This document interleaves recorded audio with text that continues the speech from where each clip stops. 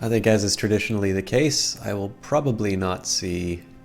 I'll probably not actually have that greeting come up. I usually seem to start mid-dialogue whenever I check the VODs, which is not very often. My sort of earliest start that I advertise is obviously 7 o'clock. For some reason, Crusader Kings 2 has been getting the short end of the stick, and I've not been casting on time as well. So I'm actually really looking forward to. Yeah, I do actually sometimes play this game on my own. I do it quite frequently, actually. I usually just keep the saves in the cloud, though. So, but yeah, so we're gonna continue on with our Mets playthrough. The goals for the playthrough, I mean, it's to have fun, as is always the case with Crusader Kings, but effectively our primary motive was to sort of play as a follower of Lucifer's own and see how much we could corrupt the Holy Roman Empire. And then following that, I think kind of the second was the one that I normally do, which is to try and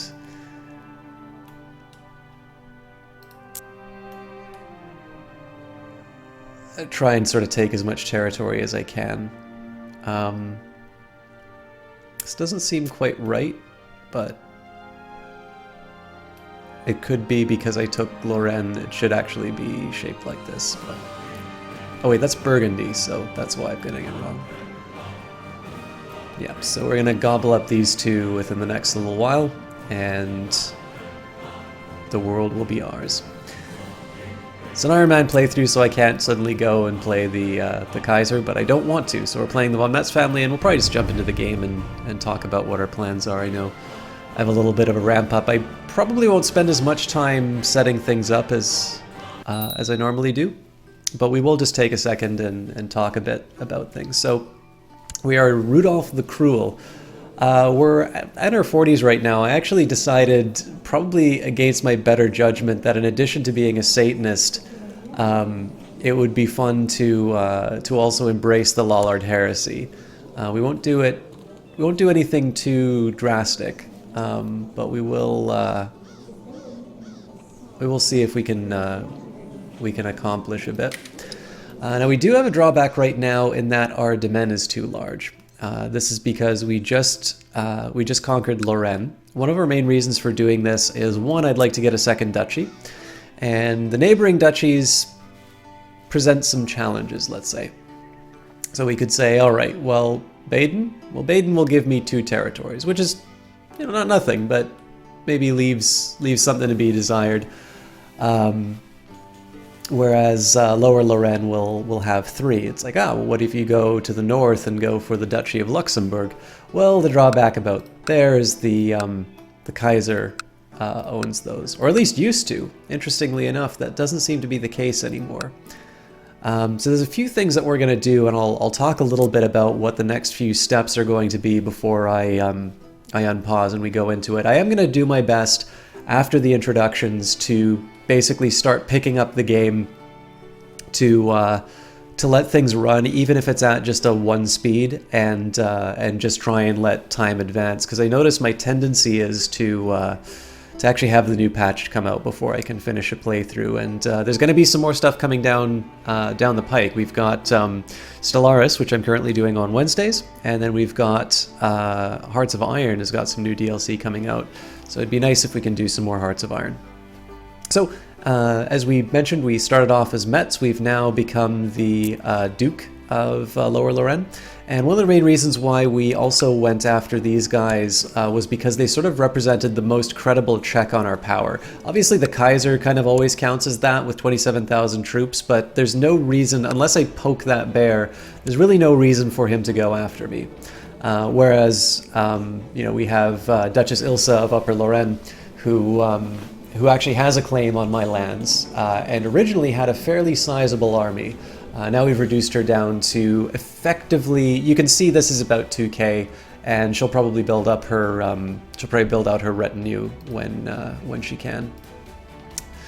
Now, as for me, I'm currently sitting on 5k. I'm wondering if that might shrink a little bit. It doesn't seem like it will because my domain is too big, but this is going to be a bit of a problem. I don't intend to give it up. I, in fact, intend to change the laws to accommodate my desire for more lands.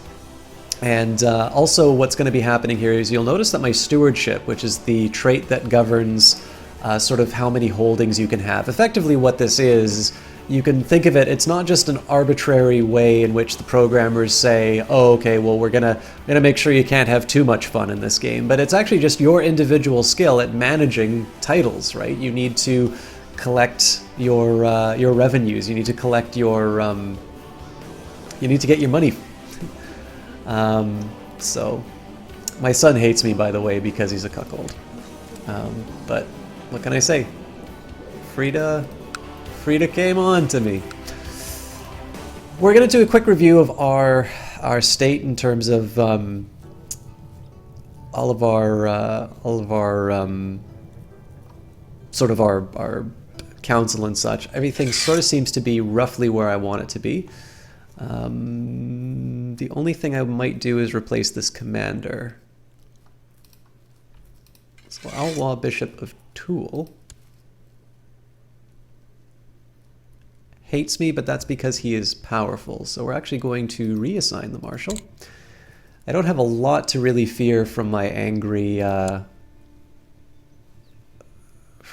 vassals. So for instance, Lundolf is he's angry because he's a powerful vassal. And I mean, I'm not going to get as much money from the city from him, very likely. But he doesn't really have any stats that inspire me, so I would love to, of course, get rid of my son as a chancellor, but he's uniquely good at his job, so I'm just going to have to live with that. I, barring assassination, don't actually intend to die anytime soon, but we'll see what happens. So my council's roughly where I want them to be. I definitely need to rebuild my treasury on the odd chance that I need to hire mercenaries, although that threat has become quite a bit diminished. Simply because the fears of lower or upper Lorraine aren't as real. Because I do have a son who I cuckolded, I am going to be keeping my spy master scheming. The fact of the matter is I would prefer to run things out with this character. Now, as far as the society is concerned, I'm actually next in line to inherit the Lucifer's own. Unfortunately, I don't have any direct ways of killing this guy, so that's a little bit of a shame. We don't have any plots that I can really do right now. At least nothing that excites me. As far as plots, yeah, I think we're actually going to loosen up on the auto-stop plots for a little while. And I believe Gunhilda we got in a war, so we can hold off on that. But other than the fact that domain size is a little bit big, once I get an heir who has an actual ability to manage things, such as my son, that's not going to be a problem. We'll be able to go up to 5. But in the meantime, given the fact that I'm going to be playing sort of a line of Satanists, I do want to be improving my centralization by at least 1.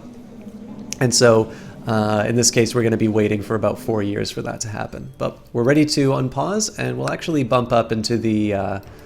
we're going to bump up into the some of the higher speeds, just because there isn't any there isn't anything really that we're too worried about. Also, I'm going to be getting a little bit more opinion of my vassals back when just over time, because I did have the levies raised for a while. So Kaiser Engelbert's feast is over, and it's time to begin the long way home. After food, the entertainment, and warmth, the real world suddenly feels cold and hostile. Will there be a feast next year?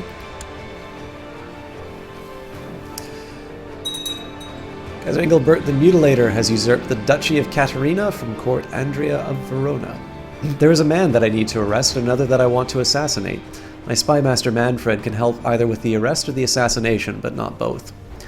So if I send spy master Manfred to arrest, I will get an improvement to my arrest chance. Now, the fact of the matter is, it's not going to be a lot of people who I want to arrest. Alternatively, we could help out the plots. Now, it's also not obvious to me that I want to assassinate anybody yet. But it seems clear to me that the plot is a little bit more likely. And of course, either way, the prosperity of my capital will increase. So we're going to send him to the plot. Now again, depending on the circumstances, I might have a different view on this. But for now, we're gonna work with what we have. A couple of things. My court physician, Bishop Norbert, has suggested that I buy him some better surgical tools so that he will be able to perform more advanced procedures. Oh, the Kaiser has died, so new election. Excellent. To the great Duke Rudolph, your wisdom and mercy are legendary. I would like to give you a seat on the council and therefore offer you the title of Spymaster. And I accept. This will improve my prestige. Now, if he sends me off to study technology, I might get captured. Let's take a quick look and see what's happened. Or actually, first of all, my court bishop, Bishop Norbert, has suggested that I buy him some better surgical tools so that he will be able to perform more advanced procedures. It'd be in my best interest as well, so I'm going to lose 15 gold for this, but I do prefer this. I've not called upon the powers of Lucifer's own for some time, and people have become less suspicious of my actions. Now, this is a good one, because I've actually been riding the edge on this for a while. It's possible that I could use some of my dark power to try and assassinate the leader of Lucifer's own, but I'm not actually going to do that. I'm going to, instead I'm going to roll back a little bit on the speed. I'm just going to cool it on the Lucifer's own activity for a while. Disaster! Your fellow member in Lucifer's own, Count Jofert of Forcaller, has been caught by Court Chaplain Guido and his warriors. He now rots away in Duchess Ermeline's dungeon. Okay.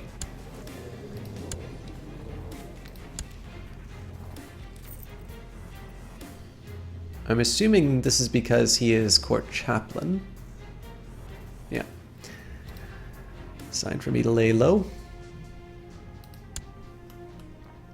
Don't have a whole lot I can do about that. At some point I will be able to... I might change out my my focuses so that I can try and break people out of prison. But in the meantime, let's just take a quick look here at succession.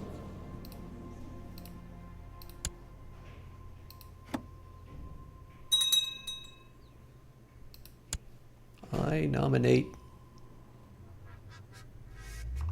Where are we? Where am I? Me.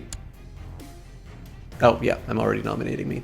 So not a lot of people are voting for me right now. Let's just take a quick look and see who is Kaiser Franz, Duke... all right.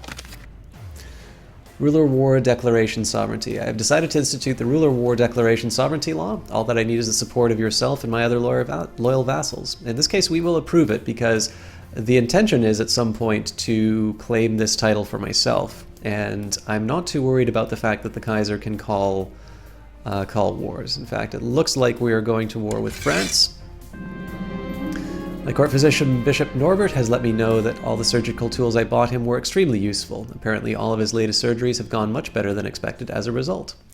And so this has gained my... this has gained him 2 points. So...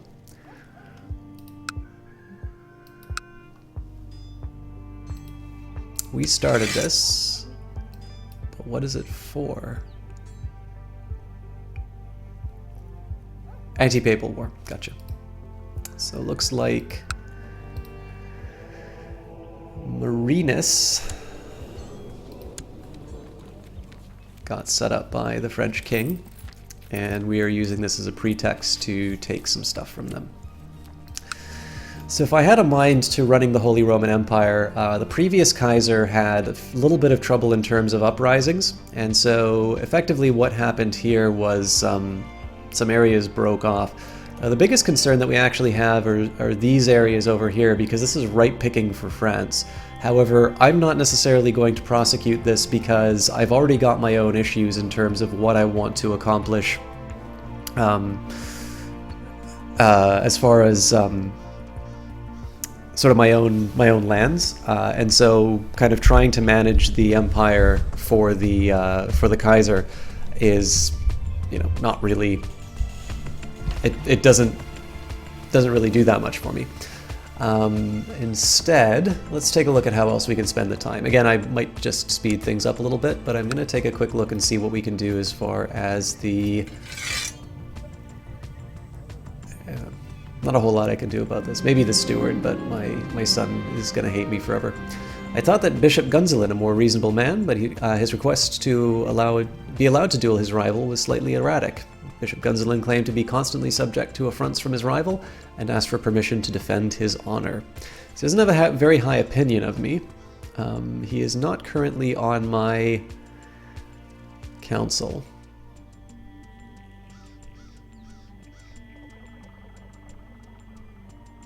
In this case, we'll just allow it. If he dies, he dies. If he... Yep.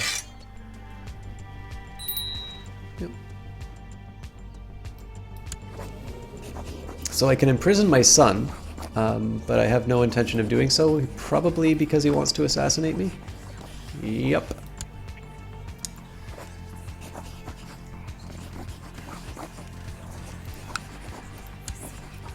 Stop that. It's also a lot of people who want to see me dead.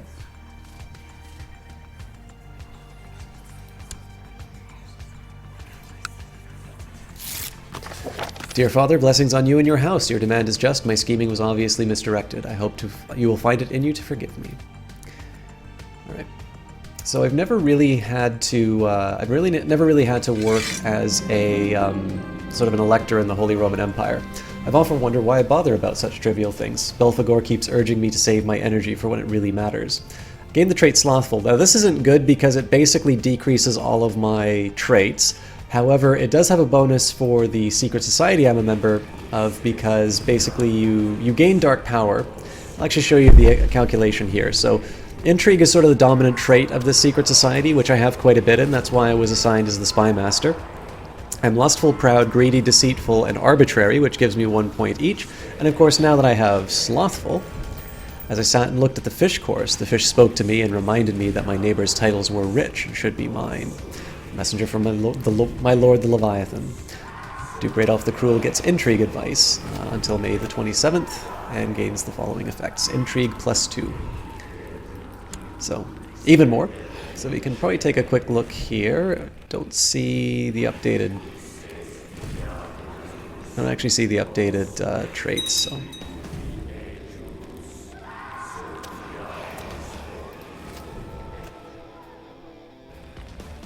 So my intrigue has gone up for sure. I guess maybe Slothful doesn't count, or there's a limit. Alright. Let's take a quick look at the elections.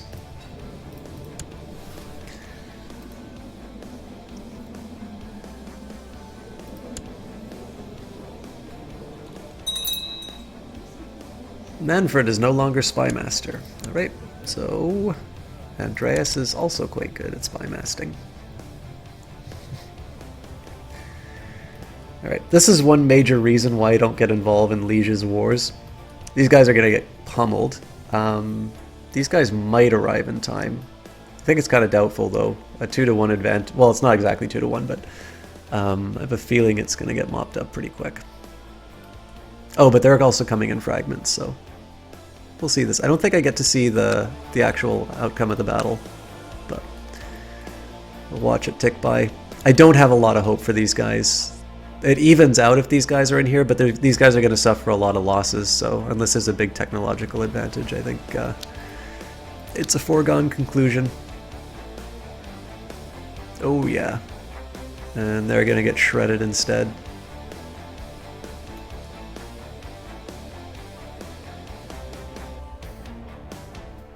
Yeah, I don't understand that move at all. The AI just basically left these guys to die.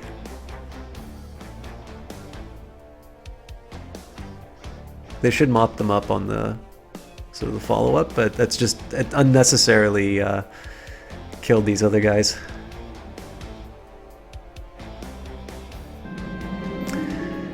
Many years of my life have been spent dedicated to Lucifer's own, performing missions and tasks in the interests of the Order and its High Priest. Today all that effort has been rewarded, as I have become the new High Priest. My fellows now look to me for leadership and guidance. And leadership and guidance I shall provide. So, I've never actually had this happen before. I'm not quite sure what being the head honcho does, but we're going to slow things down just so I can examine the...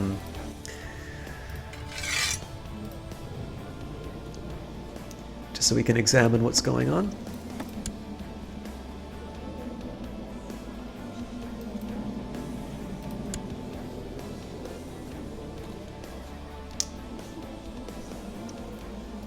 He's also a secret Lollard.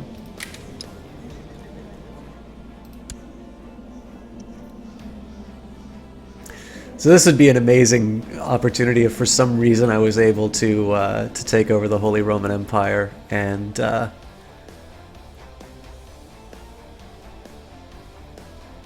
would be both the head of the the Lucifer Zone and the head of the HRE. A grand summoning. For some time now, your dear friend and sister in darkness. Hello, Nubasaur. I think you may be the only one in here, actually, but welcome. For some time now, my dear friend and sister in darkness, Ilsa, and I have been researching a proper ritual for invoking a certain demon prince. A few weeks back, our brethren managed to procure an ancient clay tablet with a missing incantation. We stand ready to attain powers undreamed of by mortal men. Unlimited power. Summoning rituals of this magnitude carry serious risks. Still okay with it. So, I'm the High Priest. Excellent. Oh! Grand Summoning. Our coven surrounds the summoning circle, the correct symbols drawn, the fatty candles burning a sickly green. Ilsa intones the final invocation just as I offer up the sacrifice, but I bungle the cut and the drugged child starts screaming. The dagger slips from my bloody hands when I hear the insane laughter issuing forth from the circle. Pathetic cattle! You are playing with forces you cannot comprehend. Learn your place! Pandemonium erupts as a fiery figure flashes into being and then starts to fade away. Some brethren start crying or shrieking, others try to kill each other. One sister is trying to poke out her own eyes right in front of Ilsa, who just stands there, drool running down the corner of her mouth. I won't be able to keep this a secret. So I get Suspected Witch, national revolt risk of plus 1%, and a general decline in opinion for me. Alright, so I'm at the highest rank as a High Priest. I can absorb life force.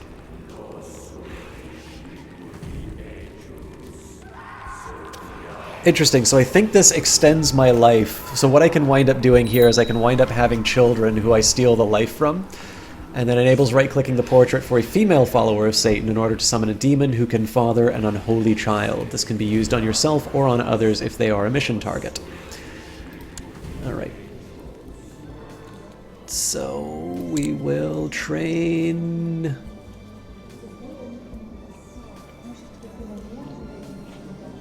This is one of my kids, so let's teach him struggle.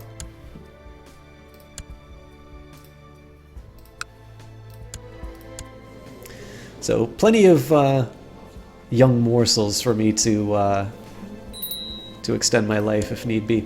Looks like we need to appoint another commander, so we will put Gunzlin in the role. Don't think... yeah, everybody else is in single digits, so they also have other roles in my realm, so I'm not too worried about that. And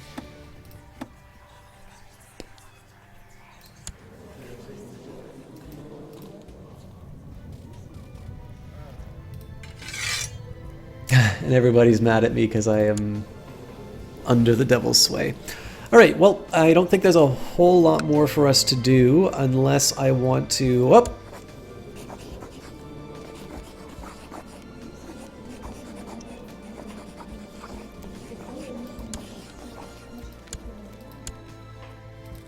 Bishop Alwa of Toul. So the only drawback here is I don't know how I would actually incorporate that into my realm. So one of the things that I was thinking of as far as Lorraine, we wound up not doing this in the end, but what we can do is we can actually take a look at her title, the Duchy of Upper Lorraine. We can go to claimants. So Alwa is next in line. He is currently a member of my my court. We've got Daitwin. but he's married, so we don't really have any way that we can sort of get a family connection. Adelheid, again, possibility, except for the fact that she's 71 and so isn't going to be siring any children. And then we've got Sophie, who's currently married, and at 41 is probably not going to be having kids. So our immediate options are closed off. The one thing that we might consider is the fact that there's a few people...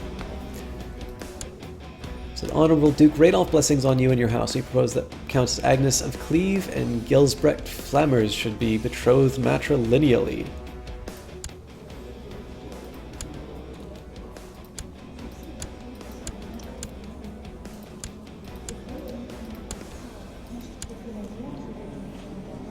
Sure. So the one way we might be able to make this happen is if we somehow... Yeah, even then, so the... Do I have a daughter I can maybe betroth this guy to? So 7. So he's going to be next in line, so... Yeah, I don't have anybody to marry him off to, unfortunately.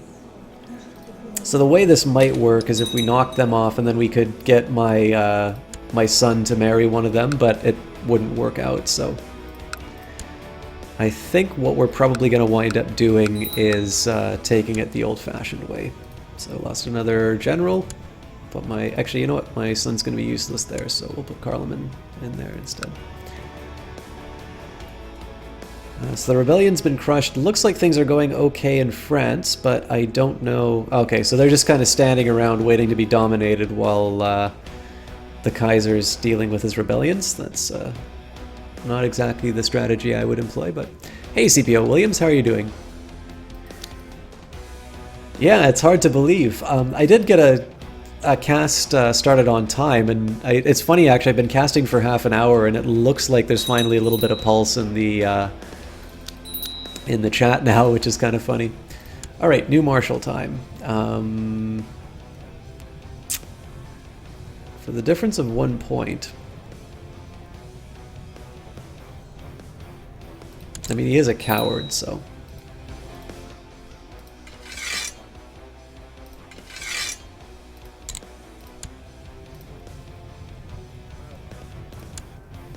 Definitely need some better troops.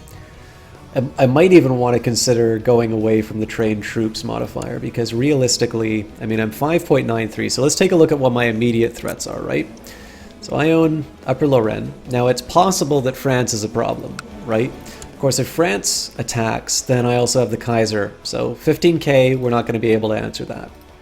What if Upper Lorraine attacks? Well, in that case, we're contending with about 2k, right?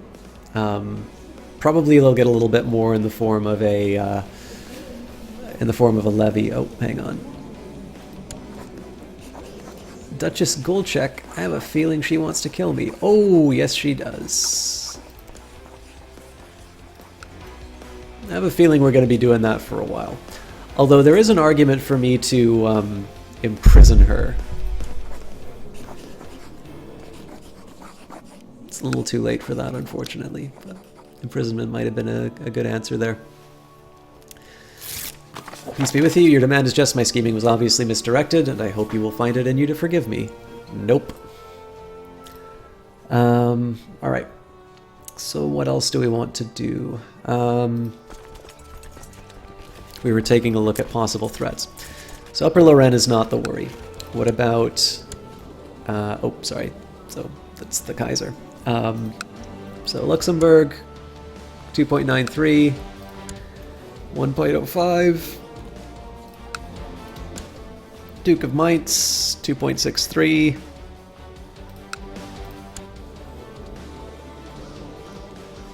oh wow, Verona is quite, first of all, she's an absolute badass.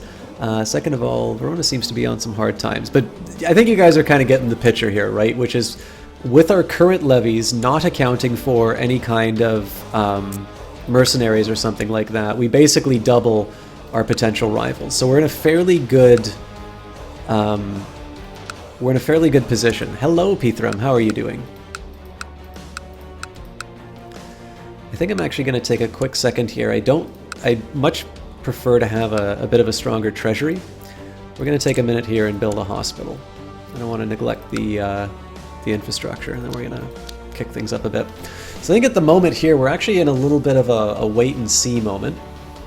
If I were to gain a claim on either the duchy or this county, I would want to kill this individual in order to be able to prosecute the war. But there's no reason for me to push that forward. Son was born to Agatha von Metz and Count Gilsbert, the seducer named Brengar. The proud scholar Rudolph, blessings on your house. We would like you to back our plot to kill Bishop Manfred of Schaumburg.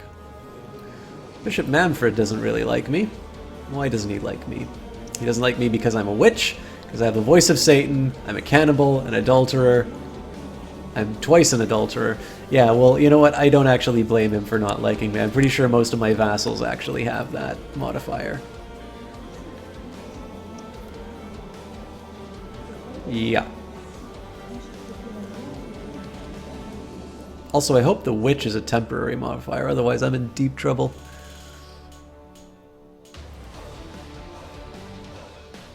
Yeah, that looks like that's permanent.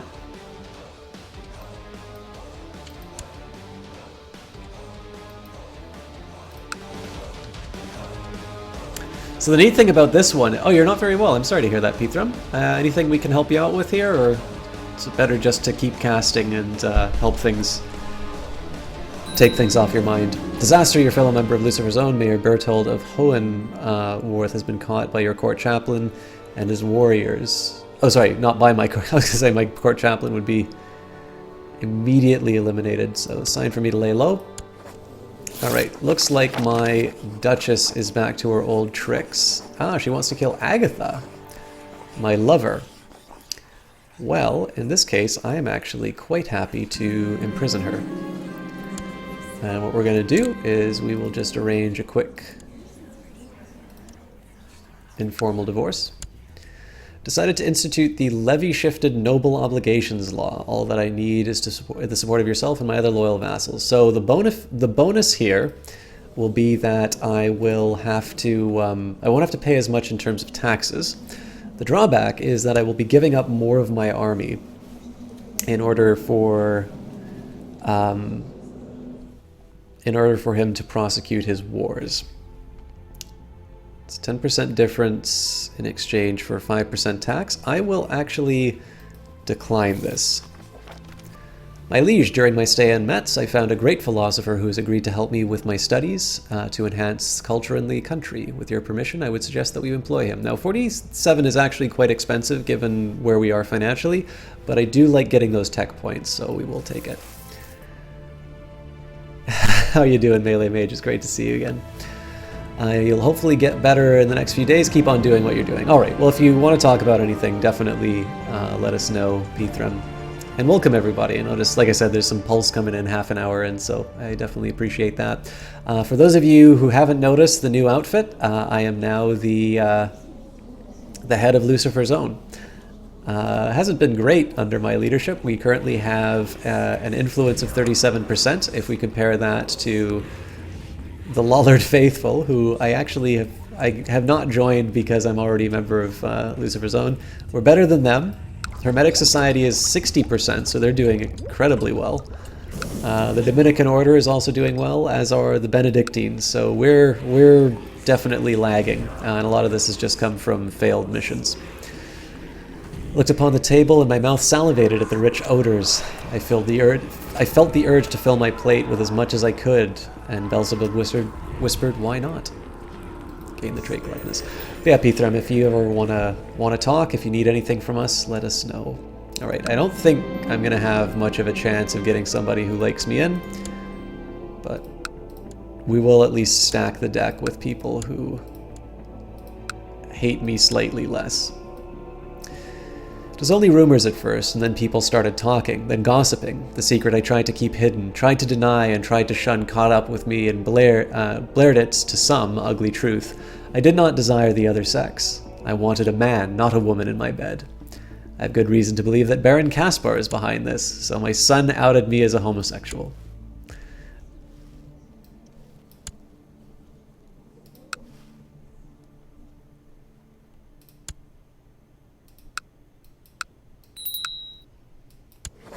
Alright, so we'll send off the betrothal. The Honorable Duke Radolf, may you live in harmony and contentment. I accept your suggestion that Emma and Prince Rutger get married.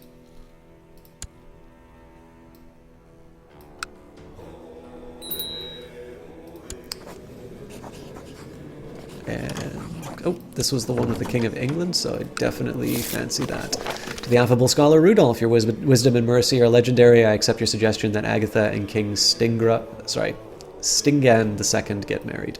So, again, it's not...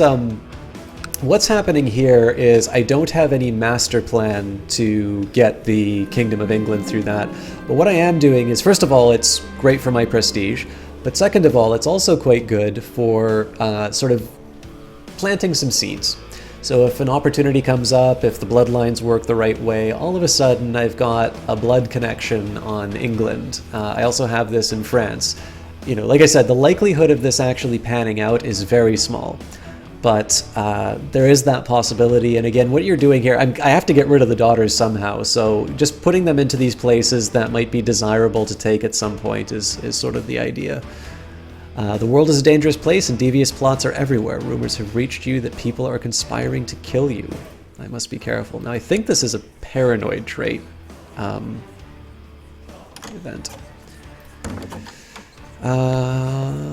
Plot to kill Ains? I don't think she hates me for any good reasons. So we'll decline. Disaster, your fellow member of Lucifer's own Winfrieda Scarponus has been caught by court chaplain Ludolf and his warriors. She now rots away in Count Ulrich's dungeon. Alright, we're going to try something exciting here. I don't see any reason to keep doing seduction, so we're going to adjust to intrigue. What we're now going to do is we're going to see if we can do a prison break. Nope, just spying on.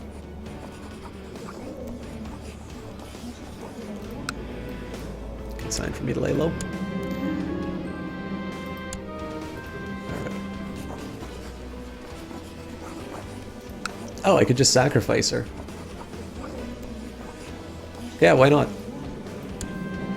Duchess Goldchick looks dazed as she's dragged onto the altar, but you can see a dawning comprehension on her face as she's tied down. You ignore her begging as chants of praise to Satan build to a crescendo. Finally it is time. You swing your blade in an overhand arc, which ends in Duchess Goldchick's heart. Hail Satan! It's only 10 dark power, but frees me up to marry again.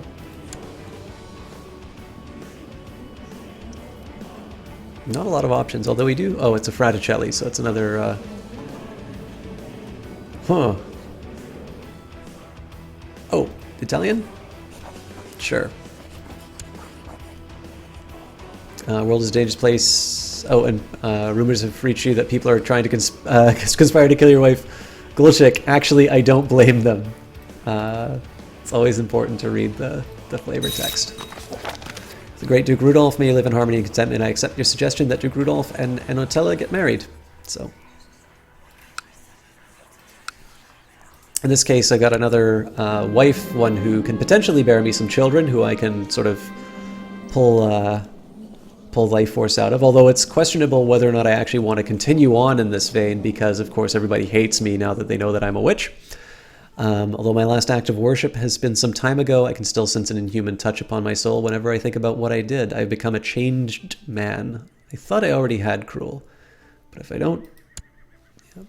Chancellor Baron Caspar is doing a superb job. I am traveling with a town and a castle in Passau, and I shall of course send my Chancellor Baron Caspar to try and increase the relation between them and us. Which one should I start with? You can say the town or the castle. So it's really just a question here of whether or not I want the vassals or the, well, I mean, they're all my vassals, but do I want mayors or nobles to like me more? Normally, I would say I'd actually want the towns to like me more because that'll translate into more money, but I actually want to try and avoid rebellions if I can, and in this case, we'll say the castle. Of course, the nice thing is I am strong enough to be able to just sort of sit back and say, tough it out, so. But I am told that in this new patch, there are actually demon hunters that show up, so I wonder if I can abduct the Pope.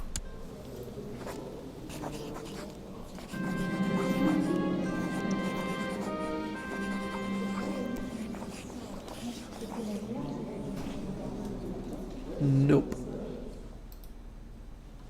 Could try and imprison him, but I have a feeling that would not work well. Having many lovers is exciting and fulfilling. So much love, so much desire, but so little time. I feel like I'm burning the candle at both ends. So I can break up with Agatha or Frida. Let's just see. So neither of them... she has diseases, although she is the one who sort of brought me into Lucifer's own. And she's got a weak claim on the HRE, so this is actually kind of tempting. Frida, on the other hand... Casper is my heir. Well, you know what? I can make this work. It's a completely inappropriate choice for that. It's just another health modifier, which I really can't afford right now, but... Actually... okay, I don't think this is one of my kids. Oh, it is one of my kids. Okay. We will teach her etiquette, as we usually do the daughters. The priest has everyone's full attention except mine. My thoughts are elsewhere as I try to ignore his sacrilegious words echoing through the church. Suddenly my concentration is shattered when the stranger next to me grabs my hands and draws something in the palm with their index finger, the holy symbol of God. I must follow them once the mass is over, or it could be a trap, and I cannot risk it. We'll follow them. We'll see who else. Follow the stranger as he departs from the crowd and ventures into the descended alleyway. As around the corner, I find him waiting. It's Baron Casper. God's blessings, Rudolph, he greets me. Are you ready to fight for the truth faith? Waiting for this day. Interesting. So he's trying to recruit me. A smile spreads across Casper's pale face. Excellent. Then I am honored to welcome you to the Lollard faithful. Together we can bring about the liberation of true believers and a new era in God's glory. You will receive your first mission soon. Go with God, Casper. This doesn't actually change my society. I would have to quit these guys before I do that. But let's actually... So I'm a little curious now whether or not I'm actually going to be able to try and convert him.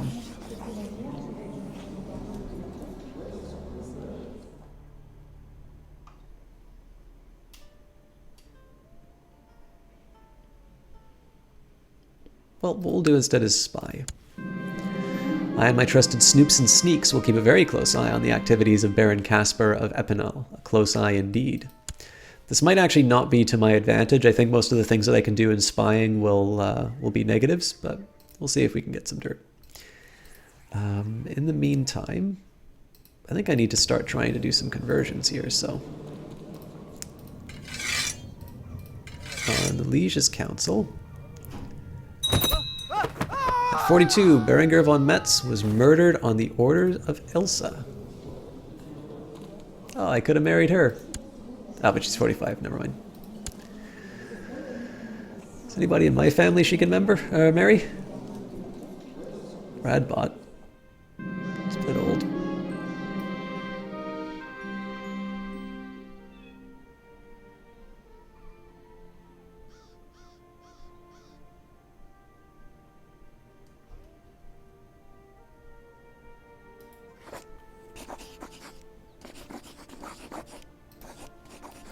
I found out nothing new and useful about Baron Casper of Epinal, but as a shady informant pointed out, there is nothing preventing me from making stuff up. The bigger the lie. He likes to bathe in the blood of virgins. Excellent. So I start vicious rumors. Yeah, in this case, we'll spy on somebody else. So is there somebody who I actually want to cause problems for? Not really. I actually kind of thought I might be able to try and break people out of the pokey, but... Okay...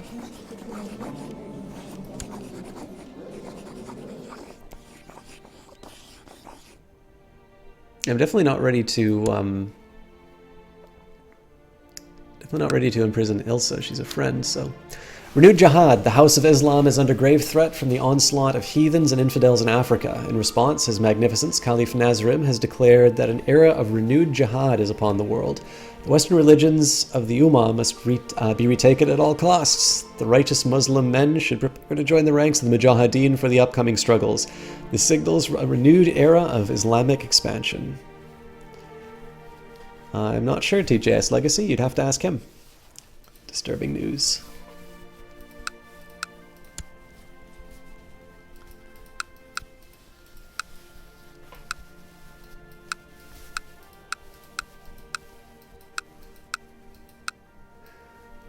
Okay, so it looks like the Kaiser just broke up some kind of a spy circle. Let's just take a quick second here, see... Oh, wait, she wants to kill Frida. Not happening.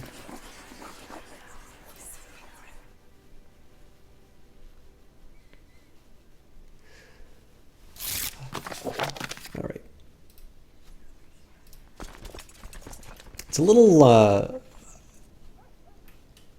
don't want to say dry, but it's the only term that I really know. My friend Elsa wants me to join her for a lark over in Bourgogne. There's a turbulent priest there who's been antagonizing Lucifer's own for quite some time. It's time to teach the arrogant fool a lesson in manners. Time to dust off my acting skills. We found the zealous priest in Bourgogne, praying in seclusion. Ilsa snuck up from behind and gave the fool a hard kick to the head. As I gave the devotion to Beelzebub, Ilsa proceeded to relieve herself on the comatose preacher. Then the butchery commenced.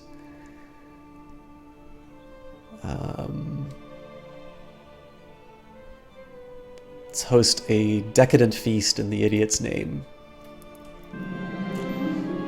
Elsa and I staged a lavish feast in the abode of the dead priest, taking care to only invite dignitaries who weren't well acquainted. The guests were shocked at the dancers, the half-naked musicians, and the heady smoke from the exotic incense. But when we brought in the prostitutes, half the guests stood up and left. The other half were delighted. What will people think of your servants now, God? All right. Just trying to think if there's anything else I really want to do with these. Oh, son was born to Helen von Metz. Okay, not too worried about these.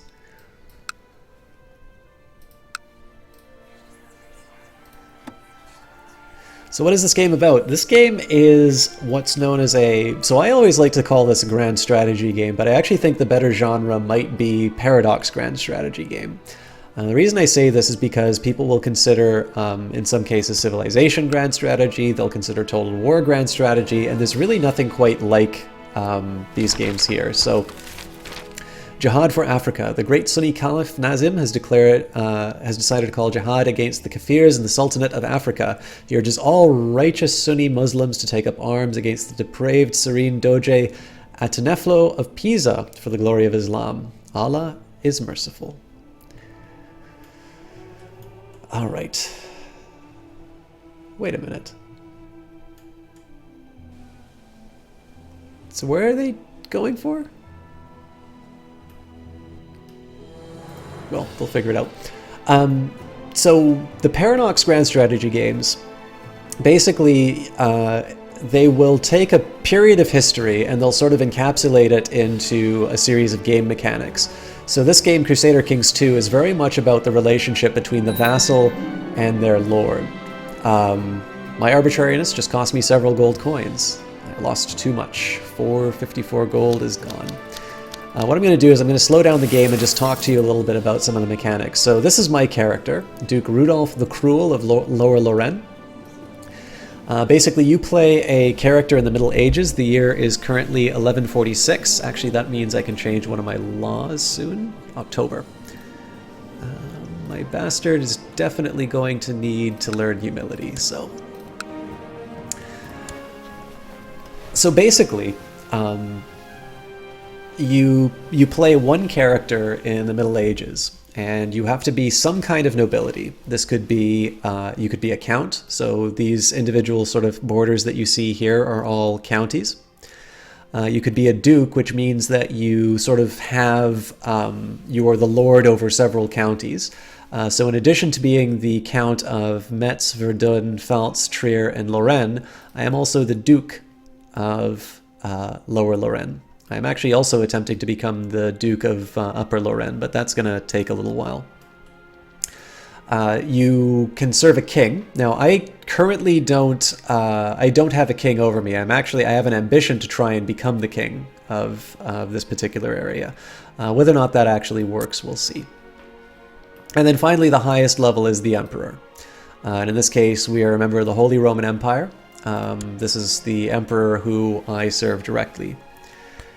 Zvex, this is the Monks and Mystics DLC, so I am currently the head of Lucifer's Own, and the head of Lucifer's Own sort of gets a skull mask.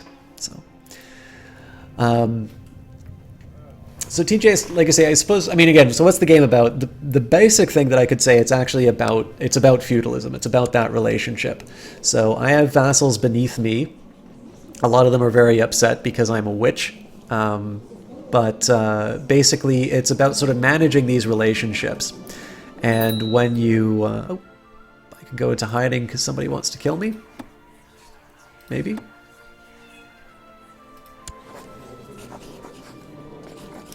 Will face my attackers. Basically, you manage these kingdoms, and one of the things about the Paradox Grand Strategy games are they're very complex. So the way that I kind of like to break down the game, it is definitely a game for history lovers, but the other thing that's good about it is the emergent stories that come out of it. So here's what I know from the game. In a sense, yeah, TJ's Legacy. I don't actually know that much history, but I do find it a really interesting subject. I've noticed I've been motivated to learn more about it. I think it's very hard to learn about things like the Holy Roman Empire and not want to find out, who Charlemagne was, or, to find out, even if Middle Ages isn't your thing, which it's not my sort of primary area of interest. I quite like games like Europa Universalis, which is by the same company. That's about the Age of Discovery and about, great nation states, Napoleon and the French Revolution and the 30 Years' War, all of these things. But basically, this game sort of takes, because this is a lot about individual interpersonal relationships, again, that vassal and lord, it's one of the few games where you have kind of this robust set of almost role-playing mechanics. So you have individual states. You can sort of consider the division of a realm to be split between diplomacy, martial, stewardship, intrigue, and learning. And these are reflected not just in your personal character, and obviously they're modified by a whole bunch of different states, because I've been a member of Lucifer's Own, a Satanist coven for a while. I've got a lot of sins. But you can actually sort of control your realm through counselors who sort of have these equivalent traits. They sort of one counselor governing each trait. So your chancellor manages diplomacy, your marshal manages military affairs. I should actually maybe switch him out for the better one. Yeah, it's not worth it right now. The steward will sort of manage the economy of the realm. The spy master will manage sort of intrigues. I'm keeping them on scheme because everybody hates me and I might get assassinated. And then your court chaplain. Again, the important thing here is not just as a religious figure, but of course in the Middle Ages was also a figure he's one of the few people in the area who could read. So it's also as much of a position of learning as it was. This is something that you can get lost in. Yes, TJ's Legacy. The thing that appealed to me about this game was the complexity of it. And it's a double-edged sword, because the tutorial was built sort of with the first version of the game, and there's, I think, something like 12 DLC out for it now. The game's been out for, I think, 5 years, and it's great. They've continued supporting it, which is fantastic. But it does mean that as they continue to add new mechanics, it also becomes a little bit difficult to get a handle on things. So the best thing that I say, the nice way of learning Crusader Kings 2 is, first of all, you pick what you want to do. So what's a part of history that you're interested in? One that I really liked at the start was the Republic. And you could play merchant republics like Venice. And it would just be a nice little way of kind of capturing some history that maybe you were interested in, or at least an idea that you were interested in. Now, the thing, I keep saying this term grand strategy, and I was meaning to define it. Grand strategy is actually a term also in military theory, and it refers to this idea of using all of the tools of the state to sort of prosecute wars. My lover Agatha has avoided me for some time now, and the rare occasions on which we meet have turned from nights of passion. The nights of passion that I remember to evenings of arguments and disagreement. It did not come as a shock when she told me she no longer loves me, but it hurt more than I thought that it would. And in the end, we parted as friends. So here's a great example of sort of what this game is like. You have these individual sort of traits and abilities. You can decide who you marry, and a lot of this is focused on sort of continuing on your bloodline through the years.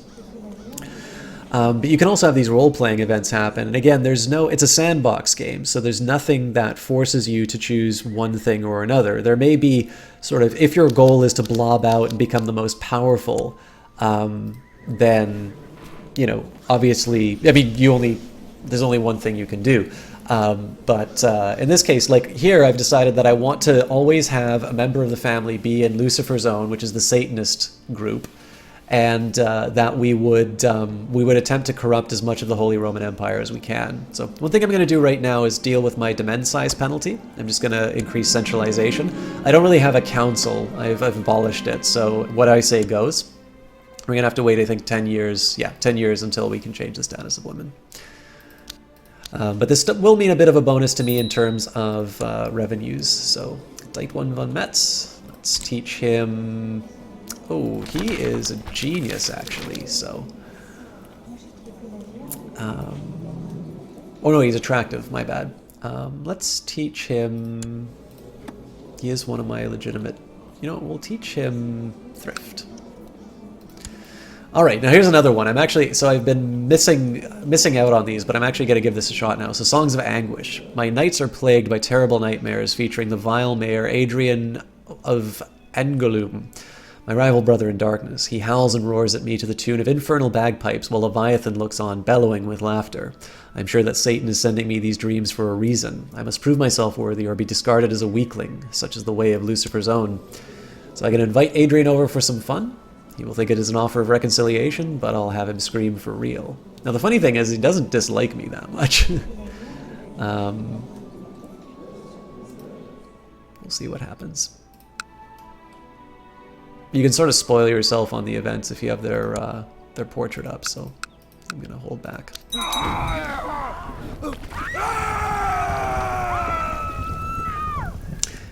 As Mayor Adrian arrived at our meeting, my servants threw a sack over him and beat the two-faced boar into submission. He is now snugly stowed into a brazen bull that I had built especially for this occasion.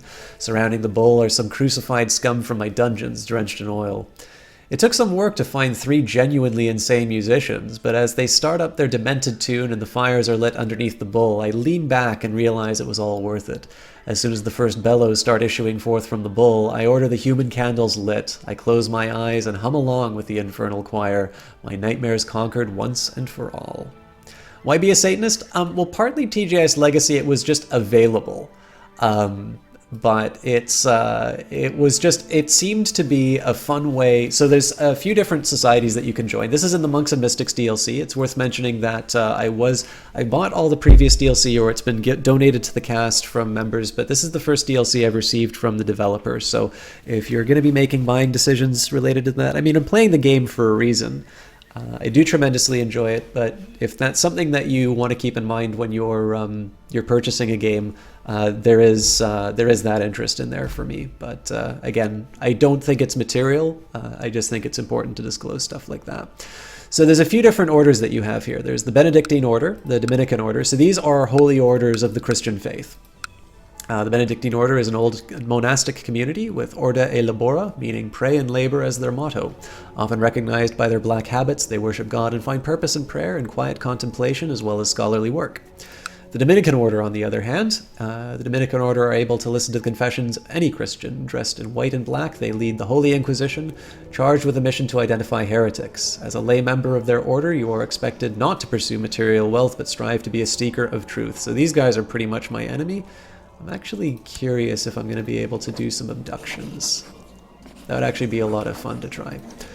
Moving out of the Christian religion, we've got the Hermetic Society. Hermetics believe that there are deeply hidden secrets about this world that only the worthy can uncover. As a member of the Hermetics, you will seek the truth in the stars and planets through diligent experimentation and by careful interpretation of ancient texts and symbols. This is an interesting one. It does have an intelligence requirement, so it doesn't mean the entire family line can join it, but this is one I actually kind of am interested in trying out when I play the when I play the game on my own. Lucifer's own. There are those who serve the great adversary who hide in our midst, dedicating their depravities and perfidies to their Lord Satan. Every transgression is a hymn, every murder a roar of defiance against the word of God. Lucifer rewards such dark sacraments handsomely. Witches are said to be gifted with unnatural lifespans and all manner of demonic powers. This also represents a real clear push towards the supernatural elements in the game as well. Finally, I'm also...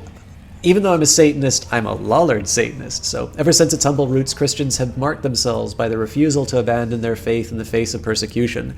So it is that a rich tradition of martyrs and underground parishes can give hope to groups of believers, even in the darkest of times. No matter what they are outwardly forced to profess, to each other they can profess their true faith in God, and their God is love. So what is the Lollard heresy?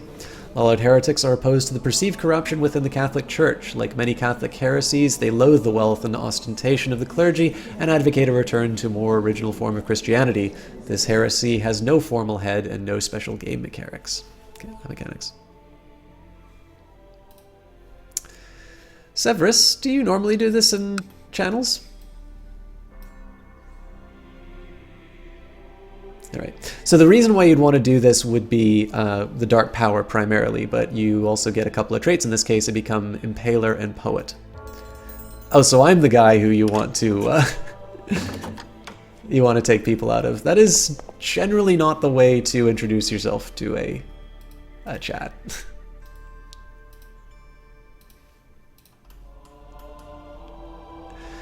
The great Duke Rudolph, peace be with you. Would you like you to back our plot to kill Bishop Manfred of Schaumburg?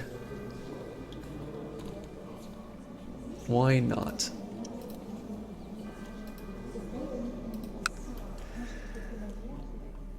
Well, I would much rather you just not advertise things that are not related to my channel in my chat, if you don't mind. And generally, I think any chat that you go into will have the same rules as well.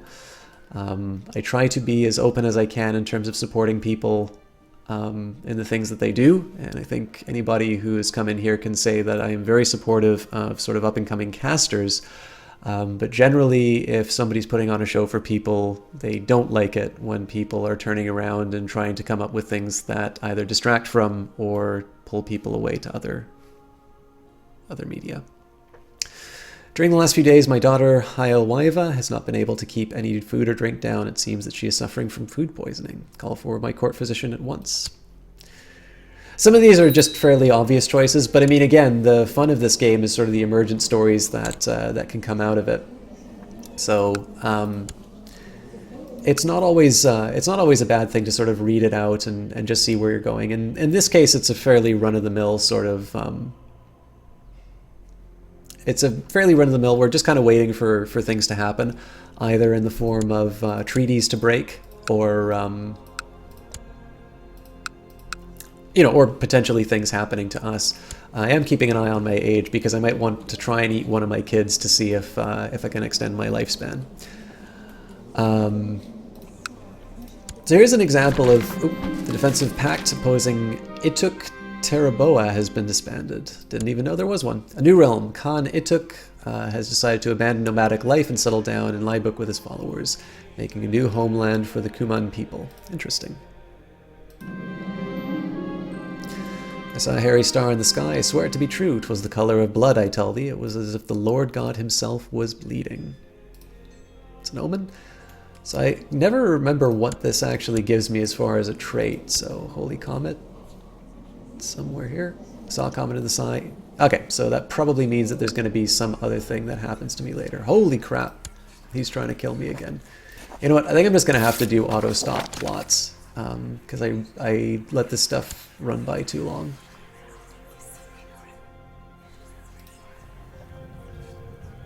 It's a shame because, like, it would be nice if they implemented sort of a macro where you can sort of decide what kinds of plots you want to eliminate, because in this case, right, priests killing each other, I'm really not that worried about.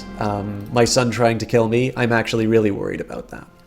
Lately, I found myself worrying about my little daughter Hildeberg. The lass is brought up believing in a false god who can offer her nothing but illusions and hollow promises. Perhaps Heidelberg is ready to be introduced to the true faith. So I can read her the... you know what? Why not? Let's raise some heretics. What was I going to do? Summoned Heidelberg to my study, where I proceeded to read her the Bible. I could tell from the first... Is my son trying to take him out for a kid's meal? Well, see, the trick here is Melee Mage. The succession is pretty safe with him. His stats are not so bad, so he's basically average or above average on most things. Highly... Yeah, he's definitely... Oh, yeah, well, I already know he's a member of the Lollards. And I don't think I'm able to invite him to Lucifer's Zone, unfortunately. So we kind of consider, well, what's my next alternative? Well, he's still 9. So in this case, like, if I kill my son, if I wind up dying, I potentially put myself under a regency, which is difficult. So as much as I hate to do it, I'm actually going to keep my son who hates me. It's basically just because I cuckolded him. Right, his wife is my lover. I summoned Heidelberg to my study, where I proceeded to read her the Bible. I could tell from the first minute I had a real challenge ahead of me. The lass was fidgeting in her seat and played with her sleeves. However, I was not expecting her to shout at me when I brought up God. So 70% chance she secretly starts practicing the Lollard, 29% chance she becomes an idolizer, becomes bitter rivals, and I get out of patience. So we'll say she isn't ready because I really don't want to lose those traits. Alright, so we're going to take a quick second here. I'm actually going to do Dark Healing just to cure me of my STDs. So I feel the Holy Spirit fill me, just like the apostles of yore, and I can speak in tongues of many peoples, as the Holy Spirit gave in me the power to express myself. The only problem is that nobody else can, so I'm currently speaking in tongues. Well, that sucks. What happened to him? Burnt at the stake on the order of Kaiser Franz of the Holy Roman Empire. Alright, well, that's what you get for being a heretic. Alright, so... Good news. I don't need to worry about my son trying to kill me. Bad news is... everything else. My character dies. I'll now play as Baron Rudolph of Epinal. That doesn't seem right, actually, but... at least I got a good Chancellor. Alright, we'll get him back to putting a claim on this. So one thing I was going to say before, if I wanted to try and prosecute this war, at the moment I would get a trucebreaker penalty. Actually, maybe we can do spy on. I and my trusted snoops and sneaks will keep a very close eye on the activities of Duchess Elsa of Upper Lorraine. A close eye indeed. So, absolutely fits 35. Disaster, you fellow members of Lucifer's Zone. Count Gelfret of Forkliner has been caught by court chaplain Alesso Scriptari and his men-at-arms. They spared no time before they burned him at the stake. Okay, this guy is a little too good at what he does.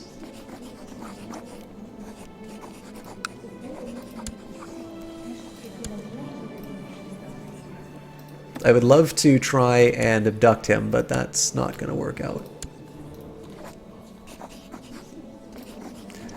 So in the meantime, let's see if we can take some of the council and turn it against him.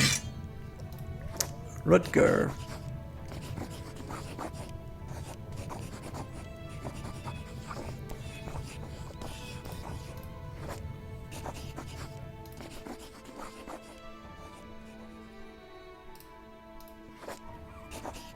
Alright, so this is the Witch Hunter. I'm not quite sure what happens when you try to recruit him, so we're going to say we'll avoid that.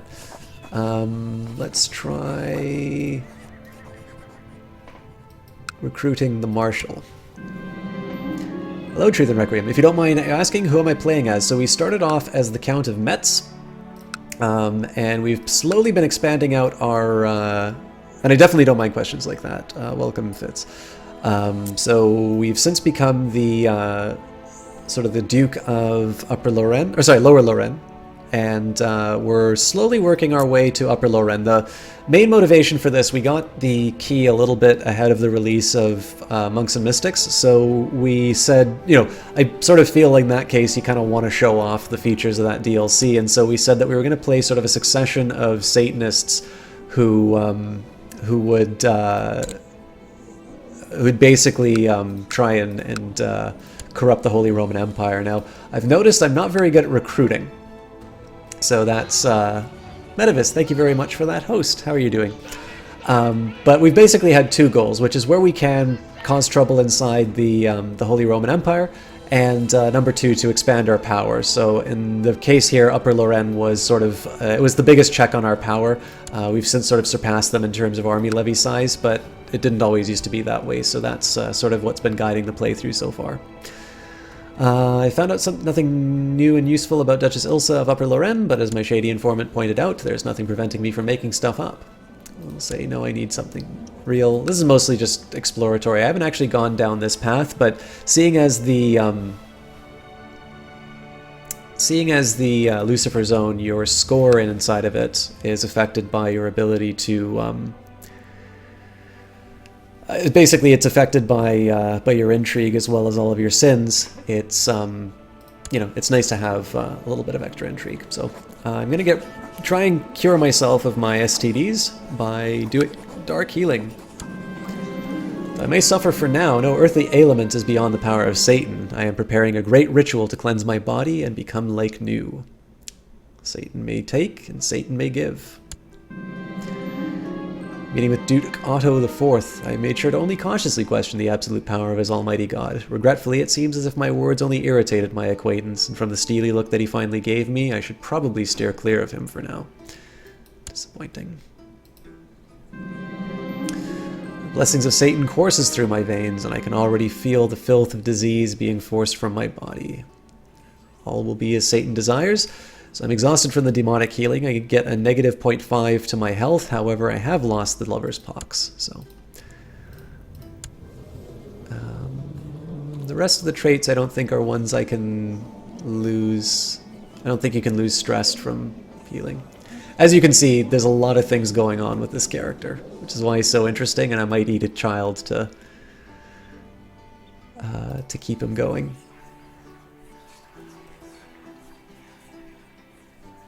Not a problem at all, Truth and Requiem. It's good to see you as well.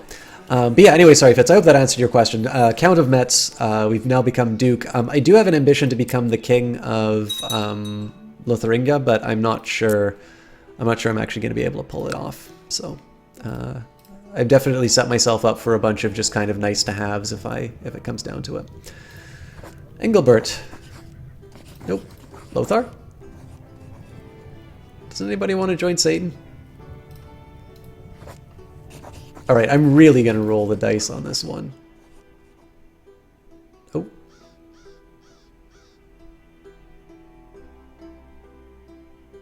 Interesting, so I have to wait 3 months now. The one thing I don't know is what actually governs the... I don't know what governs the recruitment process, because my diplomacy is just in tatters.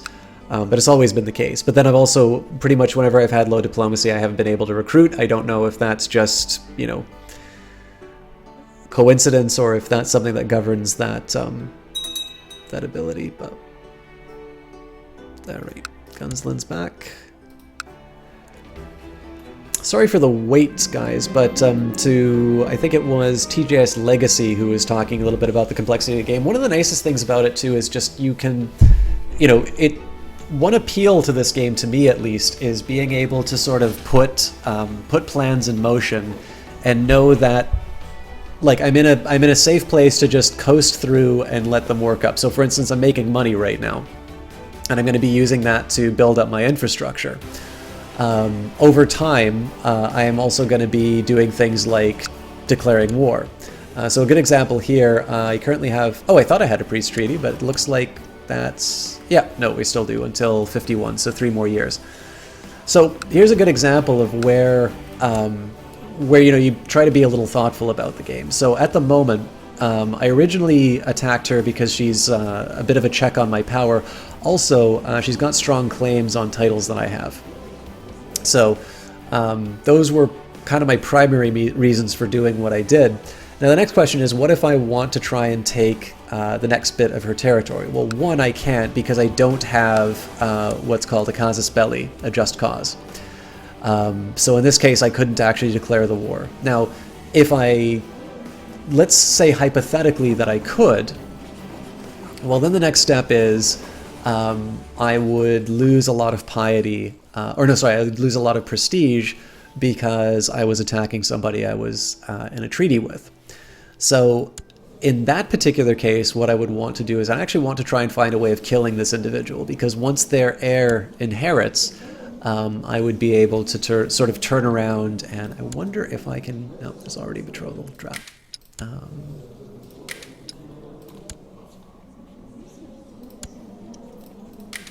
Well, that's at least one of mine, it looks like.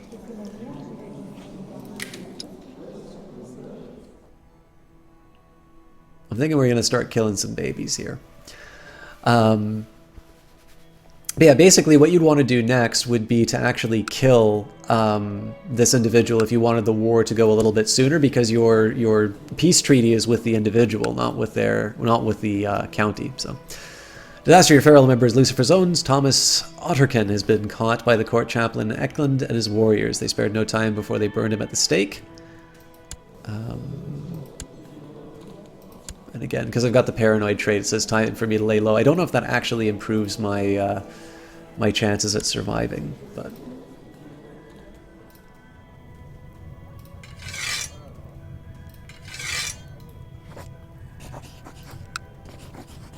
Let's see if I can actually recruit the witch hunter. I'm going to guess this is actually just going to get me in trouble, but...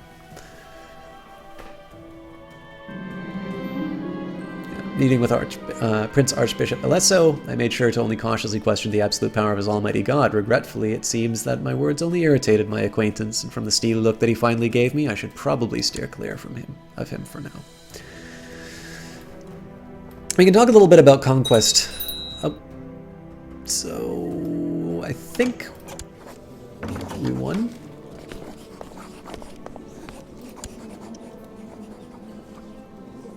So King Etienne has finally come of age, and the one of my daughters will be the one who marries him. So again, that's sort of possibly getting a claim on France, but it'll be in a very indirect way.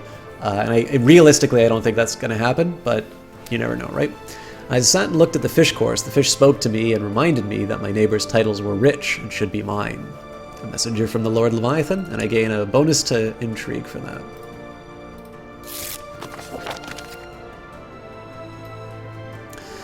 All right. I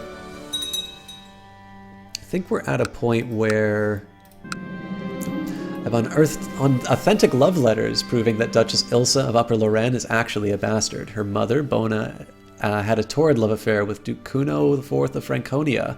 How should I use this shocking information? I can inform her liege, Kaiser Franz of the Holy Roman Empire.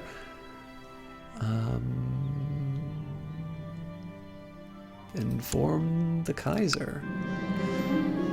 Kaiser Franz of the Holy Roman Empire was grateful and upset about the evidence I provided against Duchess Ilsa of Upper Lorraine. She has been publicly denounced and humiliated. Alright, being a spy is kind of fun. Let's think about what else we can do. So one thing I've wanted to do is make sure that all of my infrastructure is set up so that there's a hospital in each county. Now there's other things that I can do. I'm particularly interested in sort of my capital. The only other thing that I can do here is jousting lists, which are a bit costly. So it looks like I need a new level of castle infrastructure.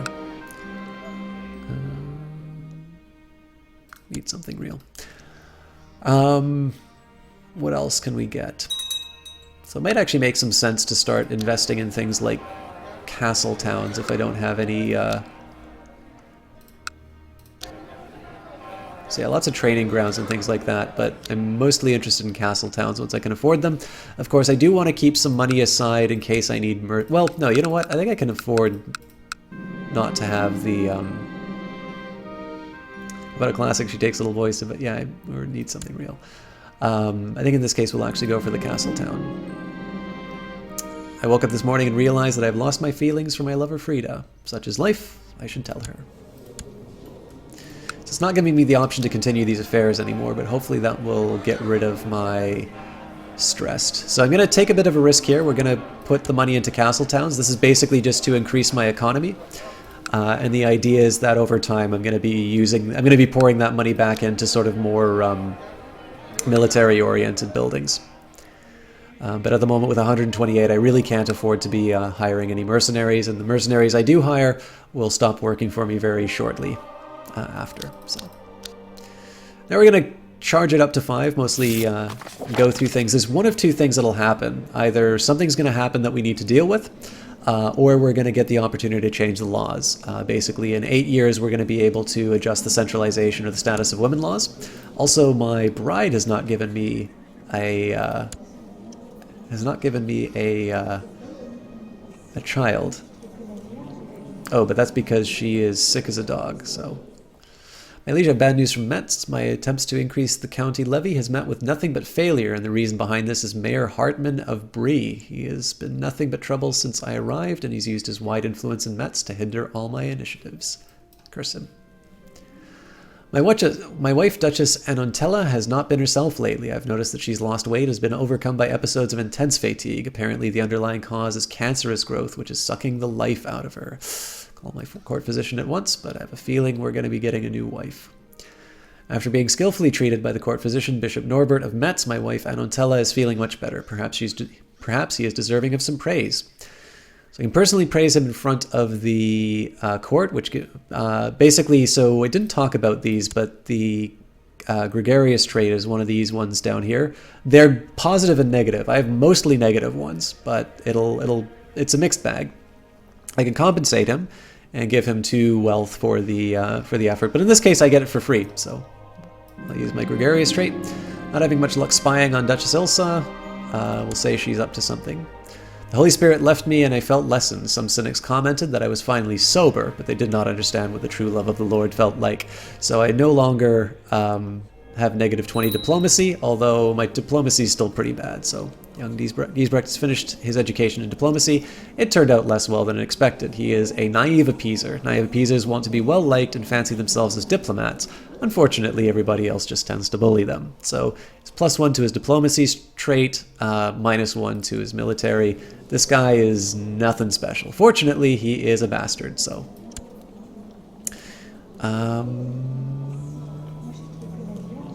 I'm actually okay with him getting the... Oh, and you know what? He's the one he's matrilineally betrothed, so that's actually really funny. While carrying out my duties for Lucifer's Own, I've met Abjur Yaf on several occasions. These encounters never ended well. One would be hard-pressed to find a more unsympathetic character. I suspect he's spreading lies behind my back to damage my reputation. I'll confront Yaf and reveal his dishonest ways to the world, which will make him a rival. Or must be patient, and it will surely pay off in the long run. Well, I'm not losing 150 dark power, so... Alright. So it looks like they don't want to get married anymore. Found nothing useful. No, we'll still go for something real. Oh, it's probably because they were proposing the same thing. Again, lots of things running by right now. That's just simply because I've put the game up to its highest speed, mostly just try and keep things advancing forward.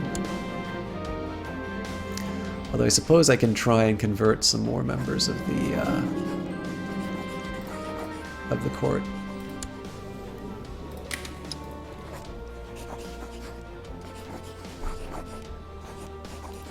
Not a lot of sinners.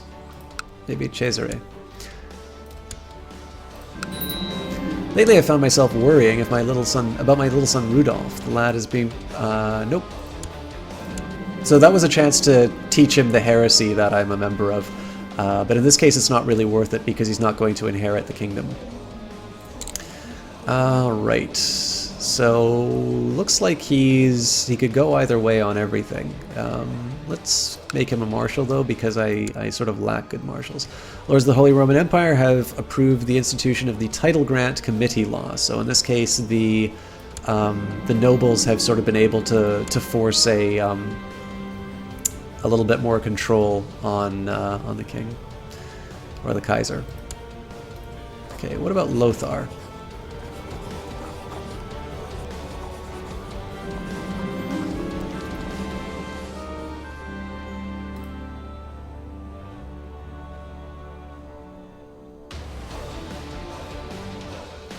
Alright, so when Orldolf is out, he's my last chance of getting somebody on the council into Lucifer's own. Yeah. As I sat and looked at the fish course, the fish spoke to me and reminded me that my neighbors' titles were rich and should be mine.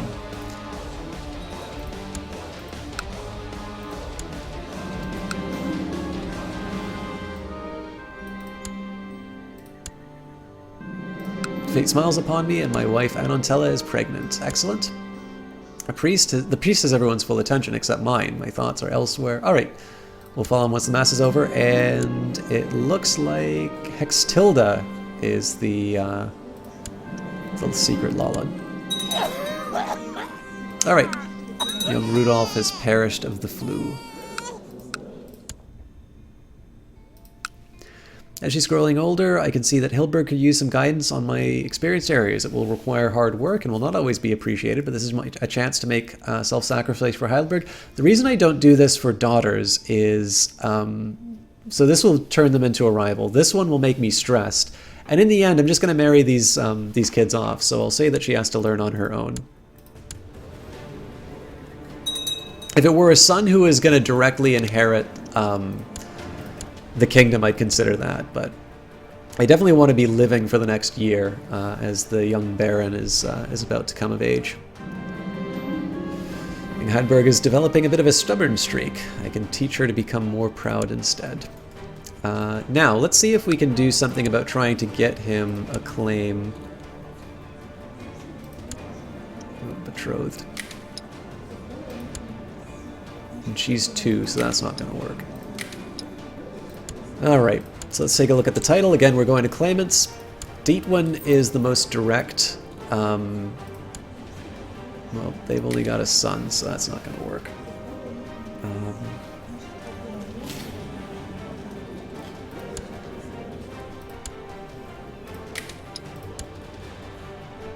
She's 47, so she won't give me any kids.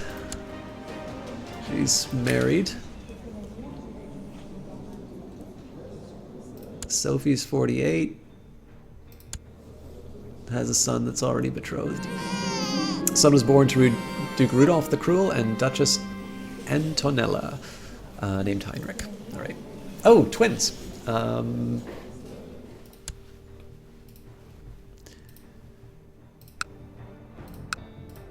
actually curious if a twin will give you, if it gives you a status. Yep. Twins like each other better.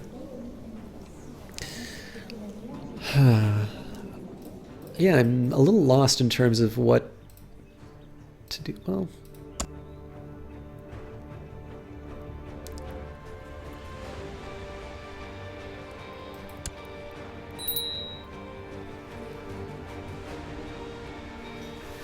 this is a neat idea, actually. We can force some people into the we can force some people into this through my spying.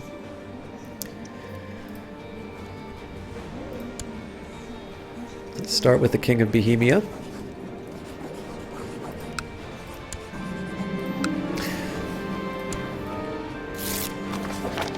My liege, excellent. My work in Saint-Ouen seems to have come to fruition. By bribing, cajoling, extorting, threatening, and forging documents, I have managed to fabricate a claim on the Duchy of Saint-Ouen.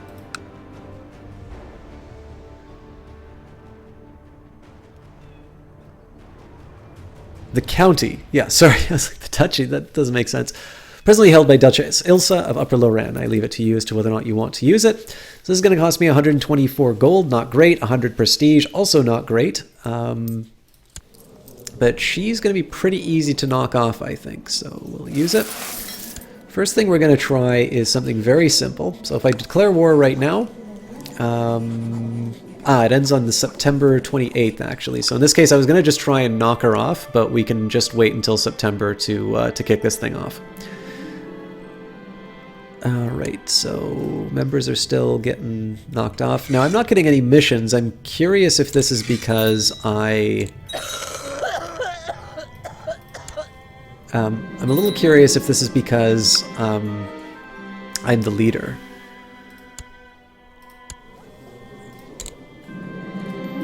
And she's either good at learning or intrigue. I definitely prefer intrigue, so...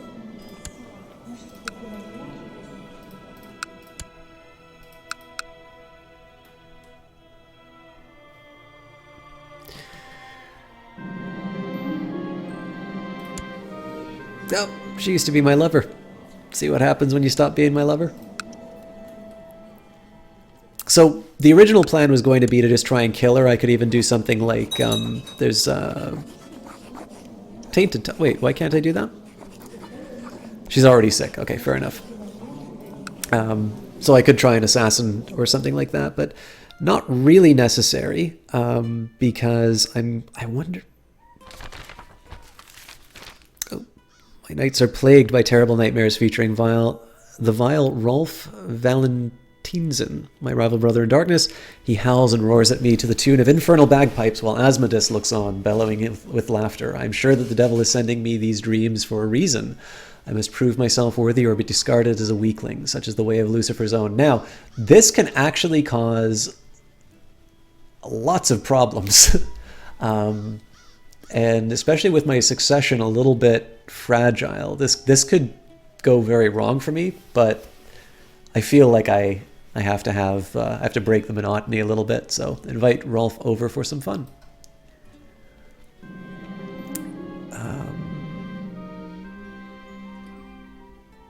Knowledge is power.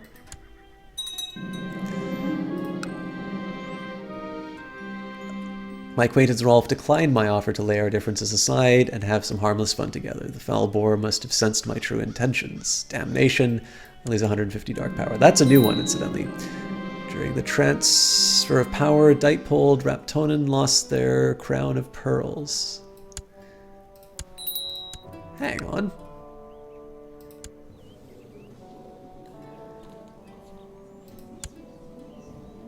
That's what happened to the old Kaiser. Alright, so it looks like I can pick a new ambition, which surprises me. I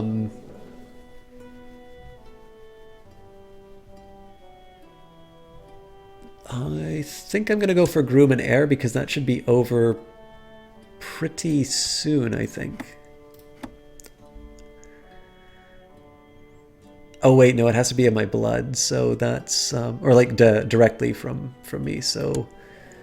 It's probably the 10-year-old now, actually. So that's going to be a 6-year plan. I should have thought that through a little bit better.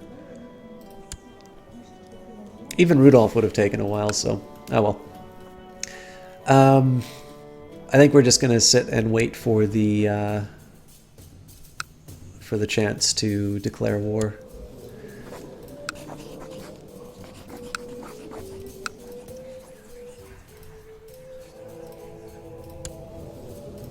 In the meantime, let's see if we can corrupt anybody on the council. Hey, Lady Dow, how are you doing tonight? Great to see you. Alright, there's the alert for the truce is expiring. We got to become the leader of the of Lucifer's own. I found something, found out nothing new. Okay, still want something real.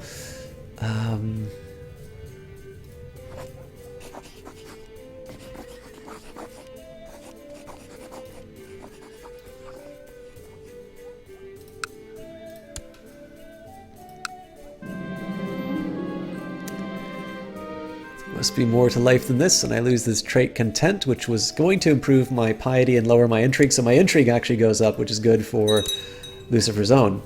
We're gonna slightly adjust my commanders. Young Heidelberg has finished her education in the ways of intrigue. It is evident that she excelled in her studies. So we can marry her off. We could marry her off to the Basileus of Yeah, actually, this might be interesting.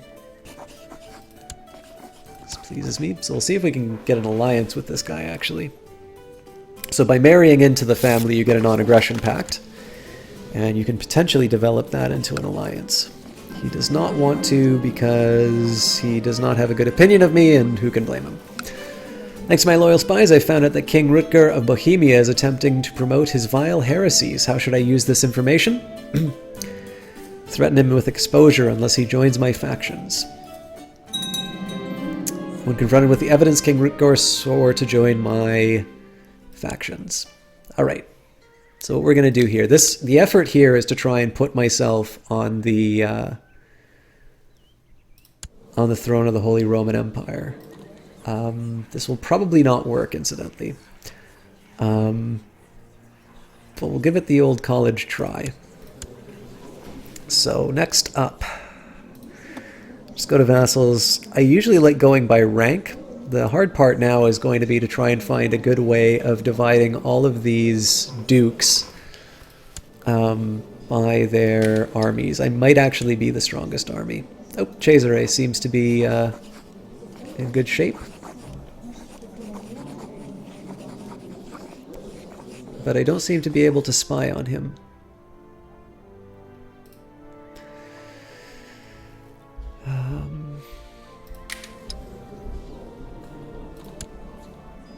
Okay, Adam.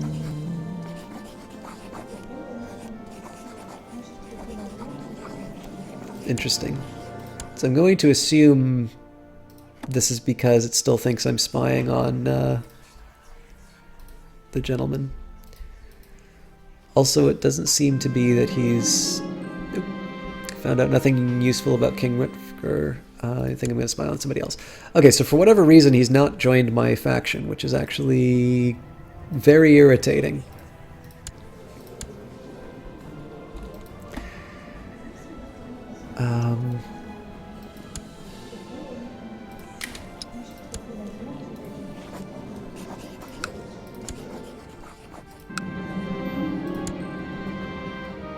Oh, and now that we're in December, we get to go to war. So we're going to just take a quick second here. She's got 1.87k in terms of troops. She's got enough money to hire mercenaries, which I want to keep an eye on. But then I also have enough to tide me over. Robert Raptonen has let me know that the plot to kill Bishop Manfred of Schaumburg is proceeding well. So the supports of the railing on the balcony that he is known to frequent have been critically weakened. Classic. It's all non-aggression pacts, so I don't need to worry about any alliances, so we should be good to go with this war. So we will claim the new county.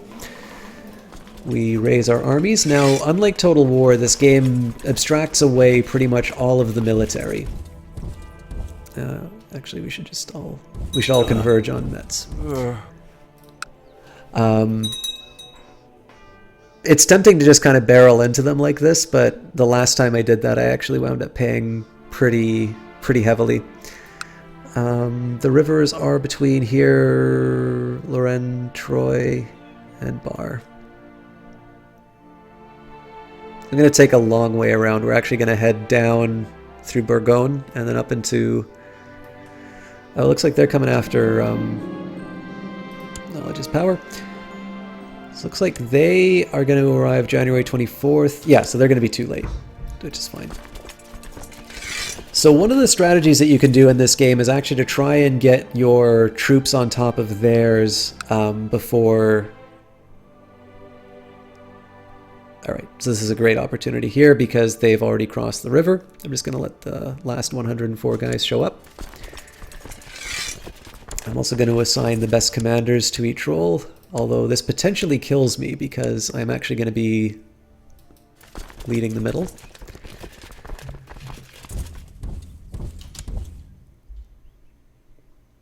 So in this case, we don't get a river crossing penalty here. Or we shouldn't. Yeah, there isn't anything for Metz. So we will arrive on the 10th of February. They're staying put, and we outnumber them substantially, so... If you take a look at the fight, it shows you the different tactics that they're employing. Everything's just disintegrated. They concentrated entirely on the right. Landolf died in battle. I don't know who that was. Perhaps unsurprisingly, they've just completely crumbled. Now, they did change this game. So one of the things that's come up, they've introduced Shattered Retreat, which is normally something in the later game called Europa Universalis 4. What it does is it keeps the fights from being sort of an all or nothing proposition. Alright, so I'm just going to have to slightly readjust my armies now. So let's make a new unit. What I want to do here is actually split out all of the liege levies. I just want to keep my troops.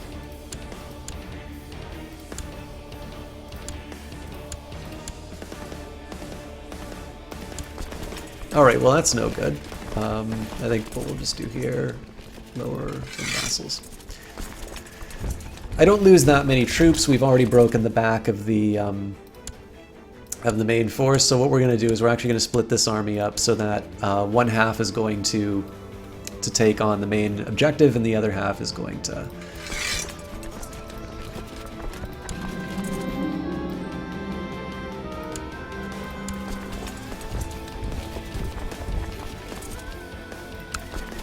So as you can see, this army wasn't wiped out. What it used to be was that you can actually move into the next territory right away. You'd be fighting a zero morale army, and so effectively you just sort of run over and just completely stomp this one other army.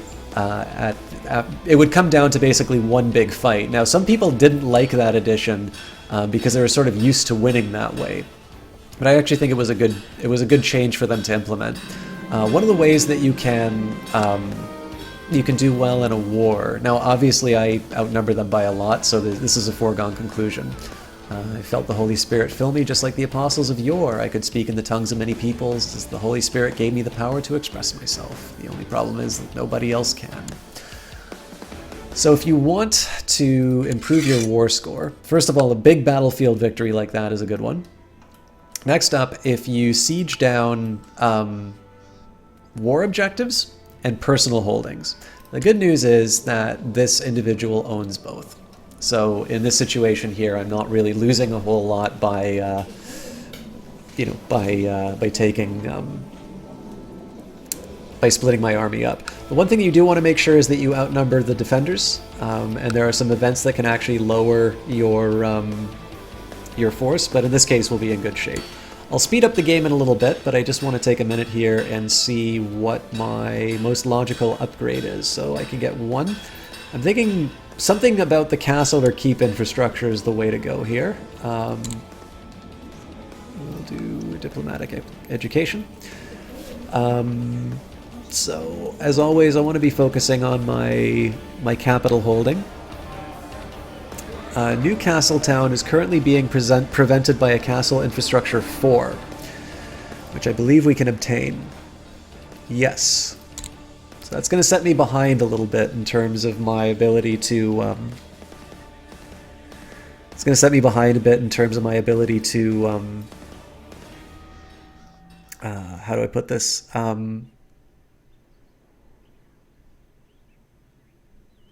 In terms of my ability to... sort of build up my infrastructure. I might want to change my focuses, actually. But, risk too great. Another important thing here is to actually see what happens. So they can't raise any troops because I have their current 2 provinces currently under siege. They don't have enough to actually take on these garrisons. So they're just going to sort of be sitting around looking very sad. It's actually what I can probably do here. Jesus whispers have become more frantic as of late. He is worried that Satan has corrupted his words through his agents, the various ecumenical councils. He has asked me to seek out the good news that Philip brought so that I can understand the true role of Mary. I will do as the Lord commands and embrace the Lollard heresy. Oh dear. I can falsely confess faith. Lord priests can be a bit irritable, and after my latest blunder, I feel the need to be extra careful around them. Too bad I cannot really rely on myself when I'm stressed to be anything else but blunt. So 25% chance that I lose one learning, but I also lose the trait stressed. Yeah, we'll give it a shot. Learning isn't super important for me. But yeah, as you can see here, they're sort of powerless in my capital. I'm sieging down their territory, so this will be good for me.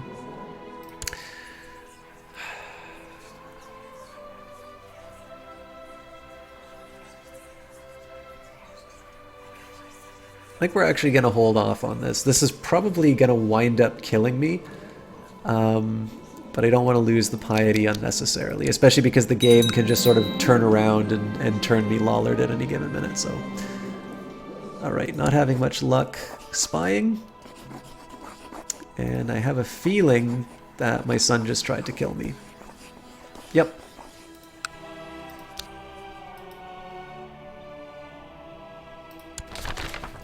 Jihad for Africa. The Jihad of Africa against the serene Doge Atenolfo of Pisa has come to an end as he has been overthrown. The Muslim faithful will be disappointed. Man. Lucifer zone is everywhere. Isn't it a good thing, though, that Jihad for Africa against Pisa has come to an end as he's... Okay, so basically they lost the... I think they lost the claim. My eyes and ears have discovered the bizarre and repulsive truth about Duke Cesare of Genoa's sexual preferences. How should I use this juicy information? Threaten him with exposure unless he joins my factions. Now let's see if that actually pulls it off. Okay, so Rutger is in. Confronted with the evidence, Duke Cesare swore to join my factions. Cool. Alright, so we're gonna move this down a little bit. Let's find the next...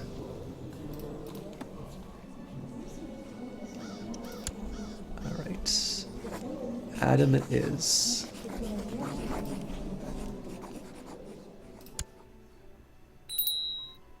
I have to stop spying on the existing target. Where are you?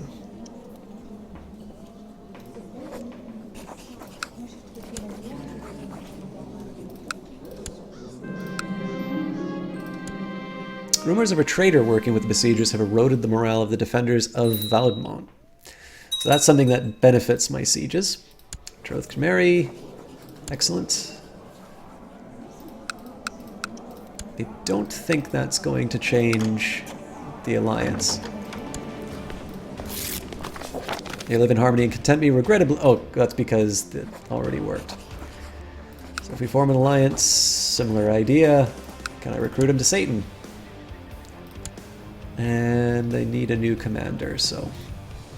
And we've got 2 candidates who actually have skill 11, so we're also going to turf this guy. And this war should be over in a little bit. I kind of want to let it go for both. I just want to see what the result of this... I think if we finish this siege, we're probably going to win the war. Alright. No luck there.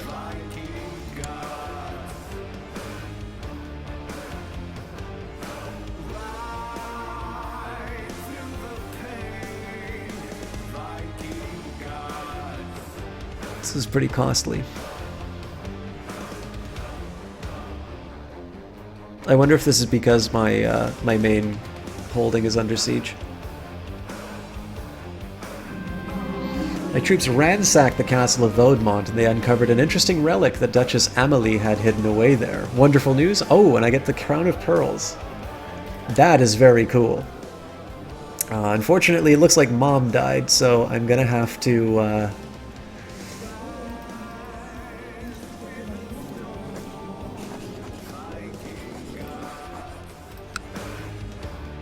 Looks like I'm gonna have to wait for the peace.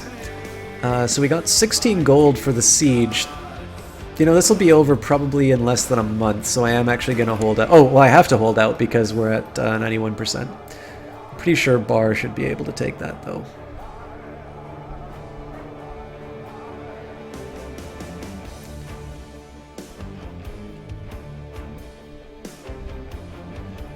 Would help if I unpaused, huh?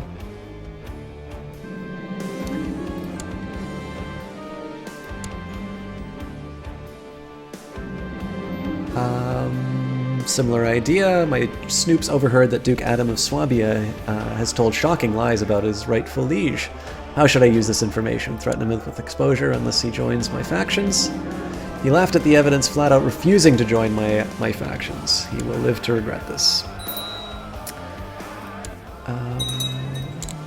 Let's make him a diplomat then.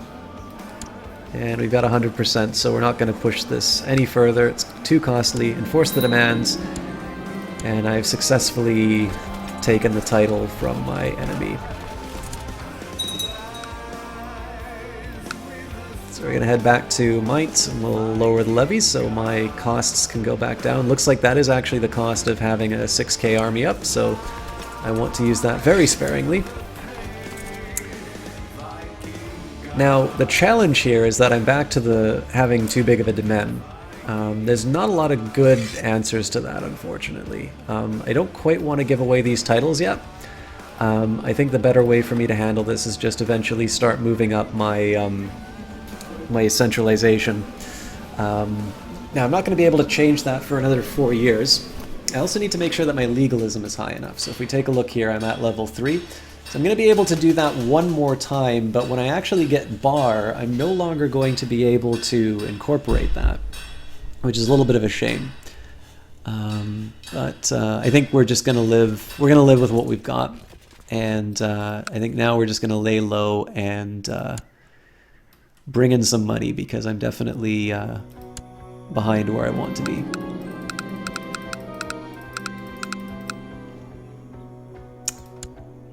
Still need something real. I can demand the installation of my claimant, but... Oh, and looks like one of my guys vanished, so... I don't think I'm going to have that option anymore. Oh, I can. It'd just simply be that the Holy Roman Emperor would absolutely crush me. I'm assuming he would anyway. Yeah, with 40,000 levies, that's not what I'm looking forward to doing. I'm pretty sure this is not going to work out for me. But...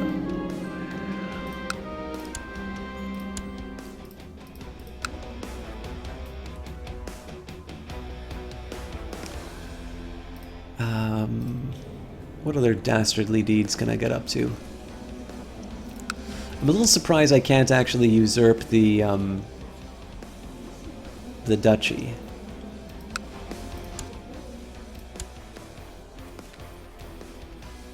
Cannot usurp the sole primary title of a ruler of another religion who still holds land within it. Interesting. Well, I guess that gives me a chance to falsely confess faith. Antonella's baby, my little daughter Ermile, is not like other children. She does not scream or cry or even get upset, but she observes the world with keen interest. This morning she burst into bubbling laughter when a cook cut his hand badly and there was blood everywhere. Animals do not like her, and she makes a strange buzzing sound whenever near other children. Courtiers whisper demon spawn, and the servants have started to avert their eyes and make covert signs to ward off evil. I must protect this child of Satan. Duke Rudolph gains 300 dark power. I didn't expect that I would give birth to the Antichrist.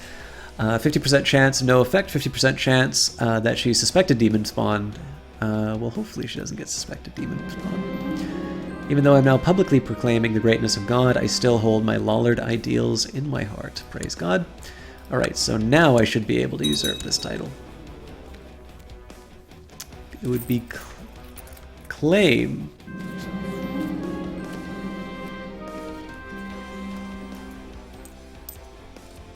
Intriguing. So I kind of gave that up for... I gave up the piety for nothing. Oh well. Lesson learned. I think we're just going to wind up... I'm kind of curious what happens actually if we... So if I take over Bar, she's not going to have any titles left. It's possible that the duchy goes to the next in line, but then they wouldn't have any land in there. So maybe it does transfer over to me? I don't know. And Dietmar never stops eating, staying longer than anyone else at the table. He should get out and talk more to people. Gregarious, I don't think, is ever a bad trait to have in this game, so we're going to stick with that. I might need to change my target for spying because it seems like that's not getting me anywhere. Let's take a quick look at my holdings. I have a feeling there's no hospital here. Yep. So I'm going to have to build one of it. It costs me 100 wealth, which I can't afford right now. Also, at some point, I would like to build a new castle town, which will boost my income. Although the last one didn't really seem to be giving me a whole lot. My monthly balance is now... Oh, but my monthly balance is 5 because of my having too many holdings in my domain. I'm going to make my daughters learn on their own. Right, we're going to spy on somebody else. This is a waste of time. Oh yeah, actually we're going to slow down just to see if I can convert somebody on the council.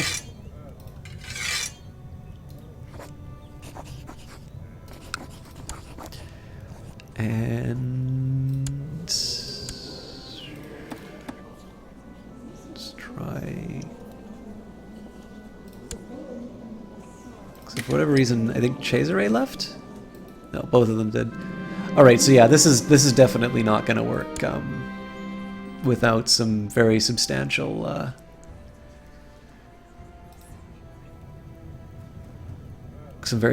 manpower. I'm pleased to hear that after a period of peace and shrewd management, the county of Verdun is doing very well. People are happy, and the tax collectors are reporting record intakes. Verdun prospers. My daughter, little Ermel, has really taken to her nanny, a remarkably talented young woman, learned as a priest. It is strange, though. I have no idea when this girl showed up or where she came from exactly. She really is most impressive. A courtier named Agatha appears at the court.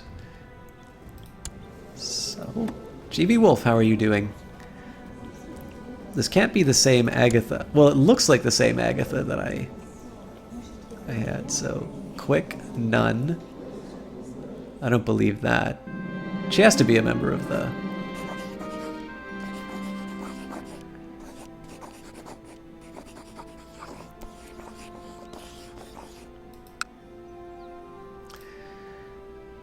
very high learning. Okay, no luck there. So yeah, this is almost certainly somebody who's trying to tutor my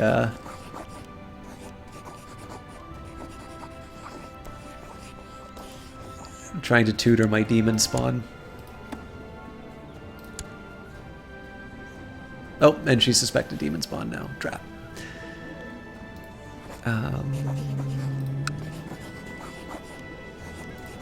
Nope. She needs to be 6. Okay, so I can assign a new guardian. I suspect there will probably be an event that actually has that character asked to tutor her anyway. Alright, so I think beyond investing in infrastructure, I'm going to hold off. And as much as it pains me to do this, because I really like having the high intrigue, I'm actually going to do a business focus here. So I can improve the wealth and hopefully maybe deal with the domain size, but I have my doubts. Matters of life and death. With age comes wisdom, they say, or at least it may change the questions we ask, you mutter to yourself. You've had trouble sleeping lately. More often than not, while the rest of your court is sound asleep, you find yourself staring at the ceiling. You're getting older, each day closer to leaving this plane of existence. It is folly to fear such things, of course. Yet you cannot keep these feelings at bay. Didn't you used to dream of grander things? What about carving your own path? What happened to your ambitions? You sit up straight in your bed. This is ridiculous. You're the ruler. You have people ready to serve your any whim. Perhaps your counselors have ideas. If nothing else, it might ease your trouble sleeping. Summon the council. You summon a secret meeting, invite only. I really need to get rid of this guy.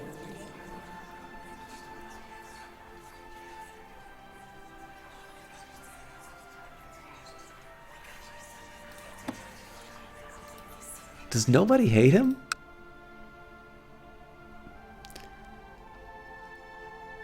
Well, you know what? It's a little tainted touch headed your way. Meeting of the minds. Your council convenes, and the faces of your advisors speak of confusion. Why are we here, my lord? It comes with a hint of concern. You sit down, and the suspense is almost tangible. As you leave the question hanging in the air, finally you speak without disclosing much of your current nightly restlessness. You convey the message eloquently enough. I want to discuss the concept of life and death, and I want to look into everlasting life. They nod slowly. So what do you think? The spirit rises in the room as your counselors start to talk, some hesitantly, some gesturing wildly. They all have ideas. So I could have Bishop Gunzelin organize a search party, or I trust Mayor Andreas to handle this discreetly. I think what I'm going to do is I'm going to take a look. So due to my high martial skill or my high intrigue skill. So I think what we're going to do is we're going to take a quick look at the absolute value. So my intrigue is still higher, and I think that counselor is also better. So I think my spy master is better. Yes, so let's get the spy master to do it.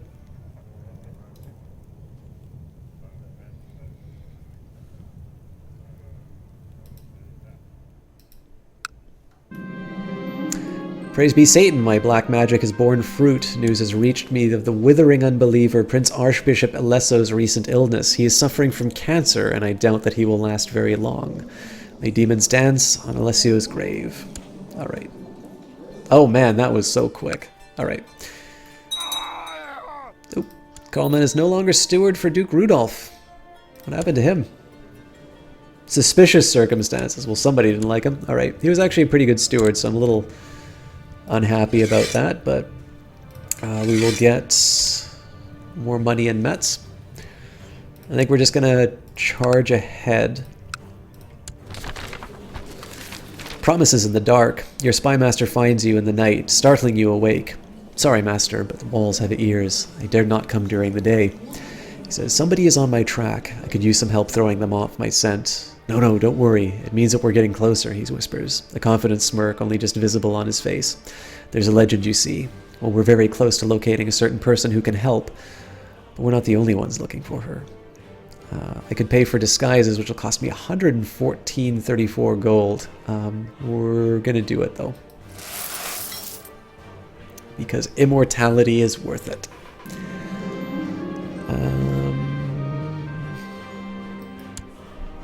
Again, she has to learn on her own. Oh, actually, I'm going to talk a little bit about some of the things that we have. So I only went for a basic sword just because it was what I could afford.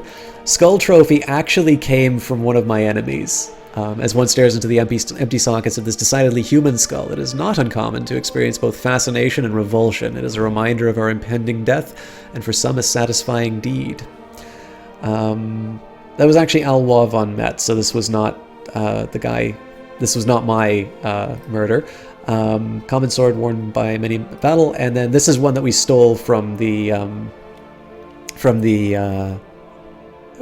my rival, basically. Every inch of this golden hooped crown is covered in a pearl of all sizes, complemented by sapphires as well as cameos depicting religious characters engraved in mother of pearl. So this will give me 0.2 prestige per month, and then it will also improve the opinion of certain vassals. This one improves my prestige, so we actually get 1/4 of a point every month, and then this gives me another 1/4 of a point. So we're basically looking at about 1/2 a point of prestige every month as long as I hang on to these for the rest of the game. Now, of course, as long as I hang on to that is a big condition, which I don't actually expect to be able to fulfill, but we'll see. Alright, so it looks like somebody's trying to kill my Beatrix.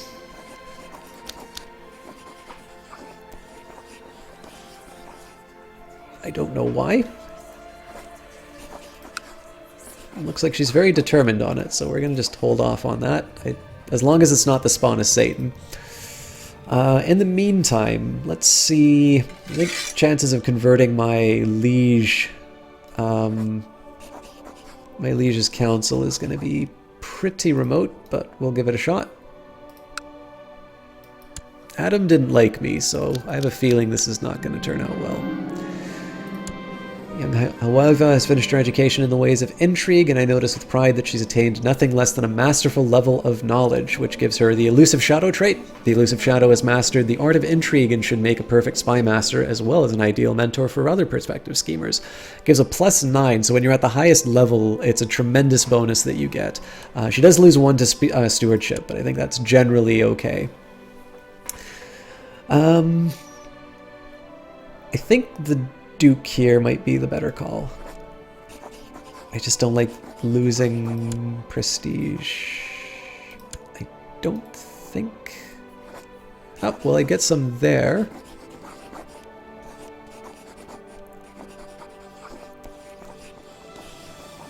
Yeah, you know what? Prestige above everything.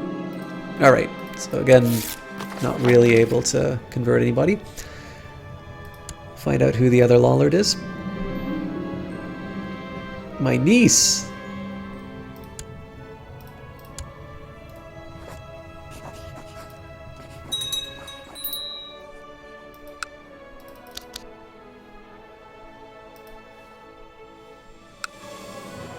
Actually, I should ask too, I know a lot of people like just kind of watching me go through the more complicated games and that, but does anybody have any questions or... Oh, damn it!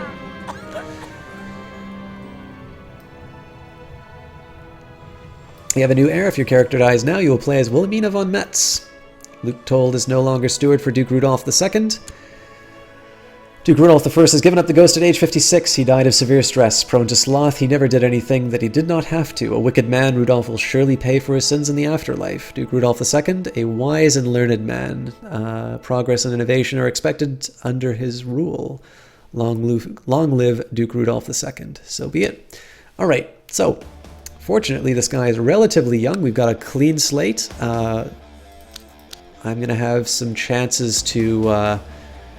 Nice one, Lady Dell. This will give me a chance to just completely reshape the realm.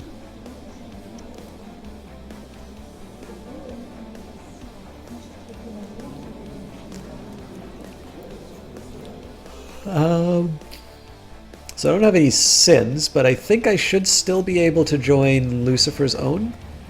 I'm already a member of the Lollard Faithful. Now this is a tricky call, actually. So I can induct a child, evoke sympathy for Christians. Yeah, you know what? I'm leaving this society.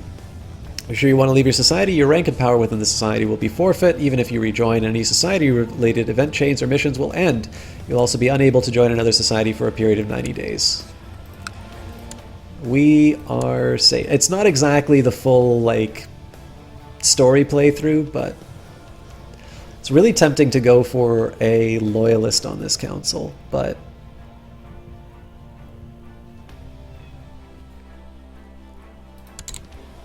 I'm going to go for the big old Council of Pragmatists. Alright, I'm going to have to choose a focus for myself. My ambition to become... No, we're going to cancel that. I think grooming an heir is the right call.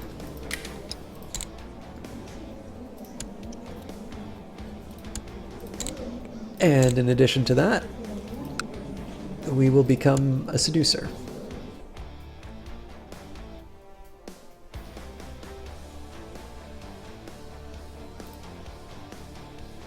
Oh, I also have the tongue of an unbeliever, the despised tongue of a foul unbeliever. It once spread lies and deceit.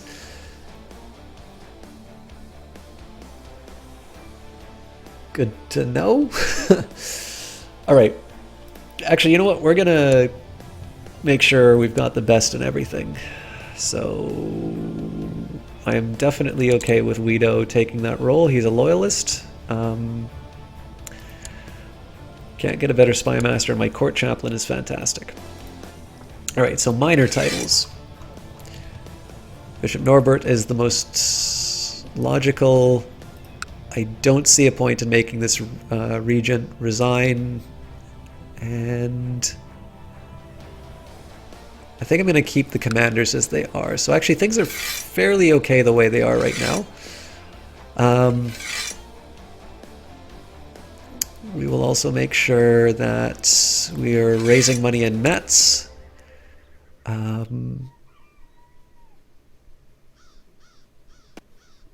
What's my army looking like?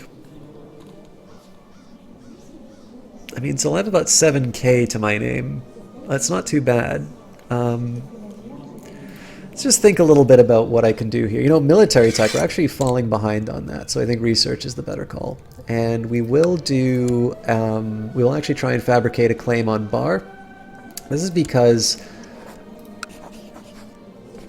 oh, we can actually claim that on behalf of somebody. But it's Dietwin Chatenois, so not really worth it, to be completely honest. So I think we're just going to take it over the good old-fashioned way. Finally, as far as Metz is concerned, I'm actually going to give... Actually, I don't think I can give... Yeah, that is a shame. I kind of want to have a son that I can give the one holding to... so we're going to be over the limit again. Oh, but we do have... We need to give childhood focus, so she could become king. I think in this case we will actually teach her duty just on the chance that she does. Or queen, rather, sorry. So I gotta improve my prestige. During transfer of power, Baldwin Rapotin lost their engraved sword. Oh crap.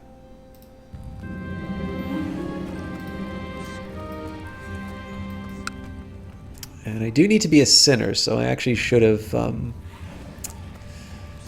waited and stayed with the Lollard faithful for a little while. Anyways, as he's growing older, I can see that Dietwin could use more guidance in experienced areas, make him learn on his own. Right now, I just want a bunch of cash to come into the coffers. Lethal Nightmares, my beloved Uncle Heinrich is dead. He's found lifeless. That's weird that a 4-year-old is my uncle. He was found lifeless in his bed, face frozen into a terrible grimace with a trickle of blood running down his cheek. The physicians can find nothing wrong with his body. It's as if he had died from fright, from a terrible nightmare. These dark rumors about the so-called demon child, my Aunt Ermil. Again, as always, when something terrible happens, she seems to be inordinately happy.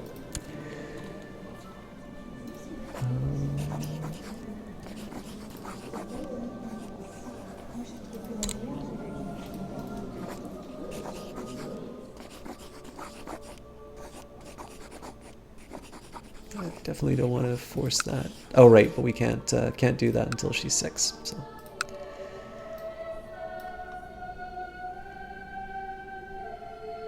Oh, I should nominate a successor to the Holy Roman Empire? Me.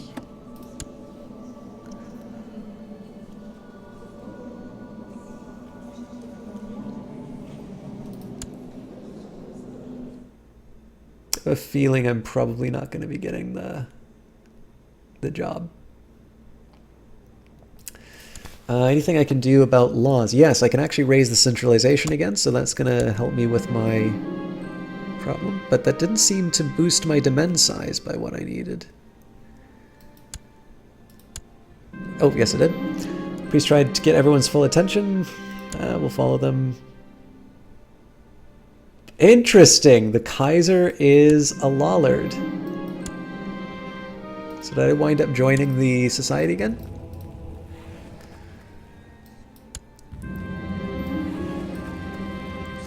Looks like I am, so I'm gonna wait until, I'm at least going to wait until I have a sin. So, I don't think it was meant to hurt me, but the criticism still stung harder than it should have. So Wrath will be a way that I can get that, but I actually think Patience, yeah, Patience gives me a lot of bonuses, so I'm deviating.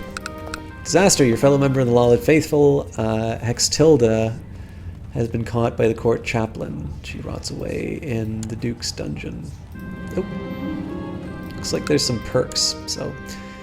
To Leonard Rudolph, peace be with you. We've decided to offer you the position of commander. Do you accept? Why not? And looks like there are burnings now. 94 gold to boost culture. I think that's okay, although again, I'd like to spend that money on my counties. Fate smiles upon me. My wife Hedwig is pregnant. Excellent. Yeah, so the aim here is actually going to be to try and get some sins.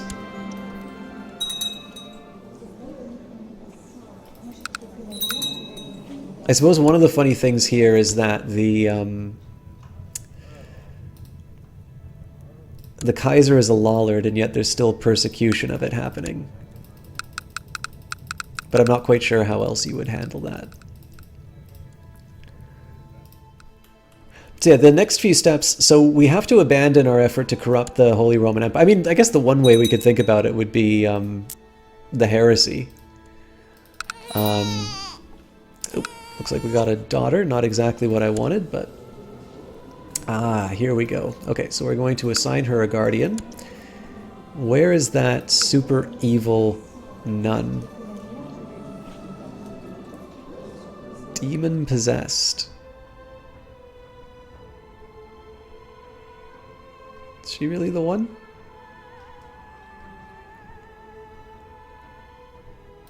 We're gonna go for it. I'd actually I'd much rather know that this was the same person.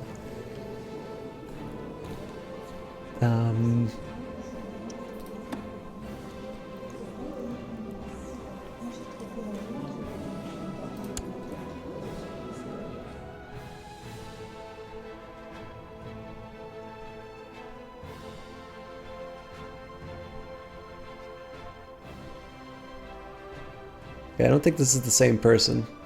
I think they probably wound up leaving the court, so... so we will teach her...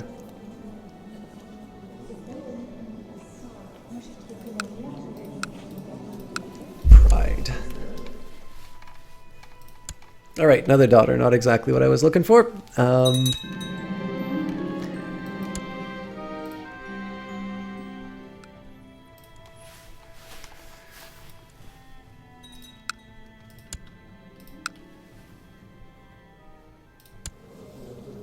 Alright, so you've got a Grey Eminence who's very attractive. Dygwin will marry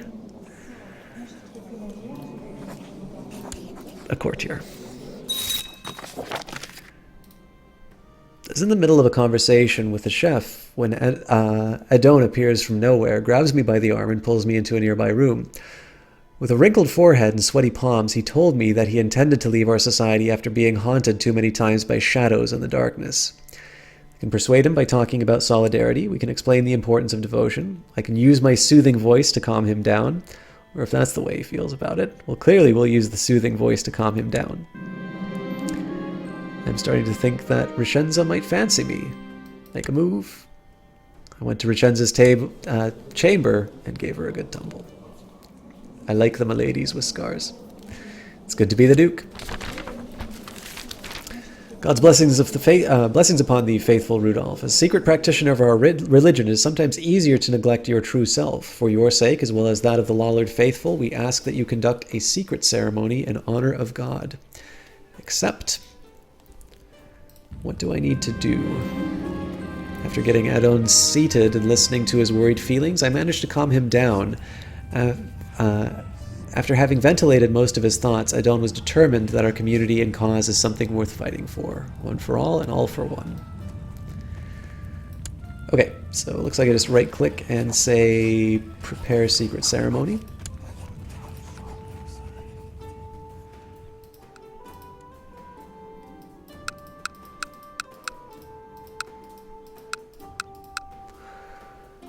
Ermengarde has offered to support me in my secret ceremony for a fellow Lollard, she writes. While I consider my response, I place the letter onto the hearth. As the flames crumple the paper, I rest my hand on the pocket where I keep my hidden holy cross, safe and away from prying eyes.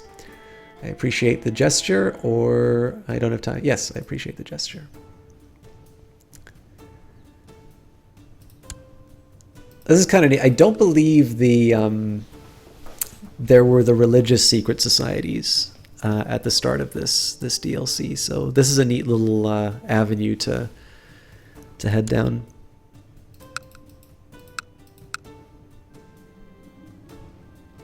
Also, it seems like the game just got quite a bit more quiet all of a sudden. I hope the levels are okay for you guys. She lights the candles, and as I speak words of prayer to God, hidden in the secret chamber, I can still hear sounds of people outside. This had all seemed so clever before. Now I'm wondering if it's worth the risk of being discovered. I sighs and squeeze my pendant tightly, ignoring the rolling eyes of Irmagod. I don't need your judgment, sister. 27% chance that I become stressed. I gain 100 devotion, and we complete the mission successfully. Now am I stressed? I hear that's a killer. Okay.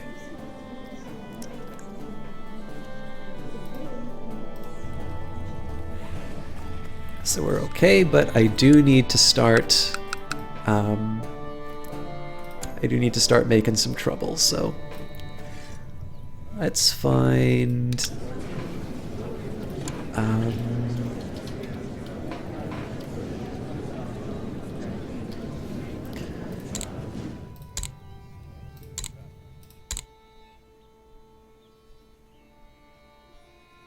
nope, and she's a Lollard.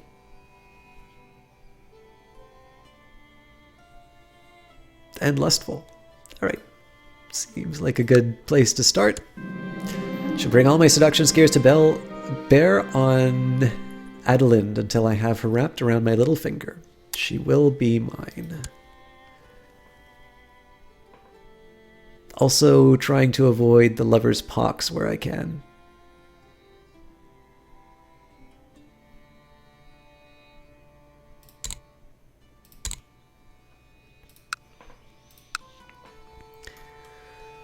Let's take a more disasters. Pleased to hear that after a period of peace and shrewd management, the county of Trier is doing very well. People are happy, and the tax collectors are reporting record intakes. Always good. I think we're going to take a quick look at... It's 412. Hedwig is pregnant again, so hopefully it's a son this time. We will actually jump straight in and go for the castle town. I'm trying to move this all up as quickly as I can. We'll see how well we can get through that. The current occupation simply leaves me no time to chase Adelind, or anyone else for that matter. There's no rush. Also, I suppose at some point I should be building that hospital.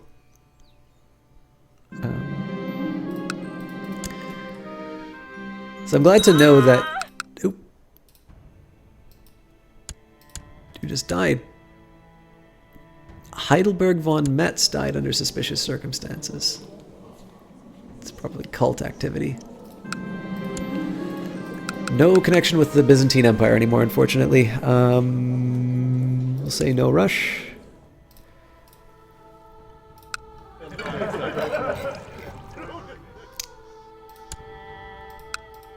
See, I think probably what I'm going to do here is I'm just going to focus on accumulating as much money as I can.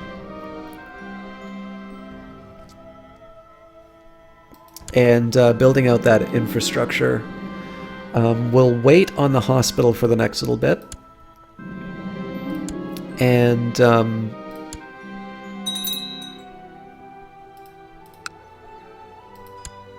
looks like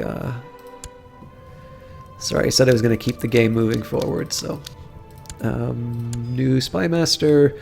Not great traits, but this one will do. Although I don't like the fact of a malcontent spy master. No rush. Next law change can occur in 8 years. Legalism 5 is a bit of a high bar. I am, however, going to do Majesty because that will give me bonus prestige. I like to get that as early as I can, if I can. Now, improved keeps. I think that's actually going to matter for my infrastructure efforts. So stables and jousting lists are things that I can build. Barracks, militia training grounds. Oh, hang on, that's got to be 5. We would be taking that up to Ah, okay. I'm reading that wrong. So we could get castle walls, which actually would help with tax income, and it's relatively inexpensive. So I actually think that's not a bad one, but I'm going to wait until... You'd almost think that this is an argument for me to put the points in right now, and in reality, it's not going to move the needle that much. But what is worth considering is the fact that right now I'm going to be generating these points kind of automatically, and I'm not going to be building anything relevant to it for the next little while. So I'm just going to hold off until I'm actually going to spend the money, and then we'll leave it aside. All right, a son was born to Duke Rudolph II of Lower Lorraine and Richenza von Epstein named Caspar. Well, she could give me a male heir. It's tempting to legitimize him, to be honest.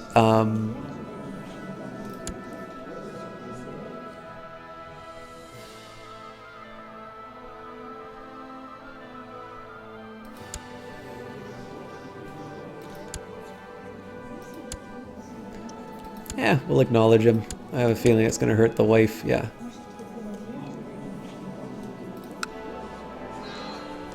El Canoe, thank you very much for that, host. How are you doing tonight? Oh, looks like I should have built that hospital after all. Target of my amorous attentions, Adeline simply never seems to be around. There's no rush. I don't think I want to go to 0 wealth for this, but I'm going to keep a very close eye on those epidemics. I am quite well, El Canoe, guys. El Canoe, I've been a little lax on my shoutouts, especially because I know Lady Dow is planning on picking up the streaming again, but we'll take a minute and shout out the wonderful El Canoe, an incredibly talented French caster. He is one of the people, again, I liked sort of talking about where I first found him, which was when he was playing Satellite Reign. He is one of the very few, and definitely one of the first cases, where I actually wound up buying a game specifically because of what I saw a streamer do. Thank you very much, El Canoe. Yes, for those of you who haven't noticed, I am indeed an affiliate now. I was originally not going to do it, but there were a couple of things that made me decide otherwise, which I'm happy to discuss in private with those of you who might have a stake in these kinds of things. But I really appreciate that, El Canoe. Thank you very much. But yeah, El Canoe is an absolutely outstanding caster. He's a very gifted entertainer. He's somebody who has a great love of gaming that gets communicated every single cast. He's a very funny caster, even if you don't understand a word of French. It's a great time watching him. I've always had a lot of entertainment watching him. And I don't know, it's really something that has to be seen to be believed. So I do encourage you guys to click on that link and click follow. And actually, maybe now, I know we've had a little bit of a downtick in terms of the number of people watching tonight. But for those of you who are streamers, even if you guys have been lurking, because I do tend to notice there's a bit... It feels like in the case of Crusader Kings at least, either I don't give enough that people can talk about, or maybe this is a little bit of a slower playthrough or something like that. But even if you've been a lurker and you do cast, now is maybe a good time to mention it. I know a lot of people are achieving affiliate status. I know a lot of people are looking to get to affiliate status. I actually think that's a bit of a false goal. I think affiliate status, the people who were offered it probably knew well in advance. And I think probably what could be celebrated more is what... just sort of what people had, the accomplishments they'd done before. I don't really think people need Twitch to tell them, hey, you're good at casting. But that's all a big preamble. Again, it doesn't matter even if you're not following the channel, although I'd always appreciate the follow, of course. But if you guys do cast, let us know. Let us know what you cast, and when you do cast. And I'm sure there's some people here who'd love to check out your stuff. And of course, for my own part, I would love it if you guys would take a chance and check out El Canoe, because he really is a very special caster, And especially if you were a caster yourself, to be able to watch somebody like that, to watch somebody be able to cast in a foreign language and be a lot of fun to watch, even for people who don't understand the language. That is not an easy thing to do.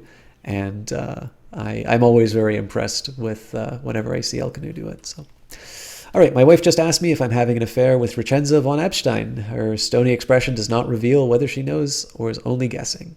Lie and make her feel guilty for asking. Even though I just acknowledged the bastard. That's the kind of man that I am. By the way, my stats are awesome. So I think 8 is an average in this game. I think it says, actually. I guess not. I know there's some point where it says this stuff, but... Target of my amorous affections, Adeline, never seems to be around. Well, maybe we'll just find another attractive, lustful... I wonder if I can do searches for 2 terms. I can. That's really cool. Yeah, so all the attractive, lustful ones tend to carry bonus DLC. But Sophie. I shall bring all my seduction skills to bear on Sophie until I have her wrapped around my finger.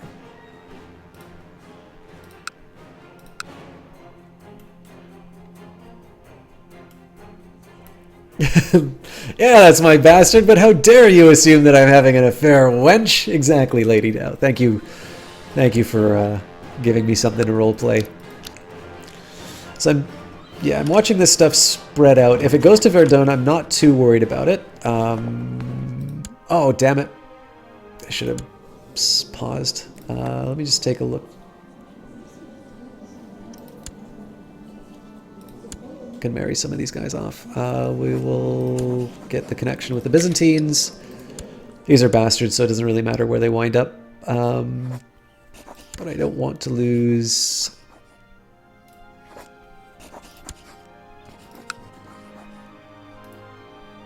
Don't want to lose prestige. Can we tell her to... Yeah.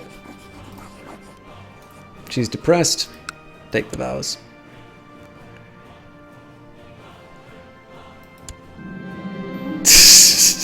Let's not stand on ceremony. We gotta entertain everybody who's watching. I arranged for a scented love letter to be left on Sophie's pillow in an attempt to woo her, and it seems to have struck true, for she has left one on mine, confessing her attraction to me. Oh ho, time to up the ante. So, slight improvement to relationship status. To the Honorable Duke Radolf II, peace be with you. I accept the suggestion that Beatrix and Basileus Kyriakos II get married. The one that I'm really worried about is if it goes to Troy or Bar, because Saint-Ouen doesn't have a hospital yet.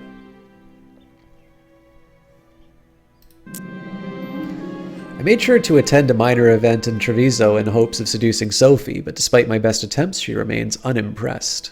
I need more practice.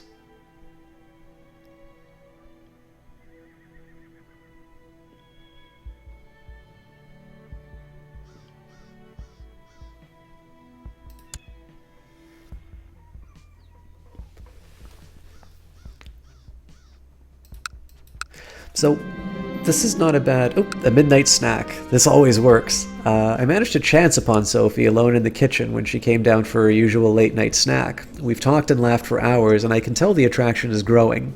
Hoping I've read her correctly, I lean in to whisper to her ear. Now, this is definitely a very low opinion to actually pull this thing off. She's got low traits across everywhere, so in this case I think we're just going to make a lewd suggestion given the fact that she's lustful, so...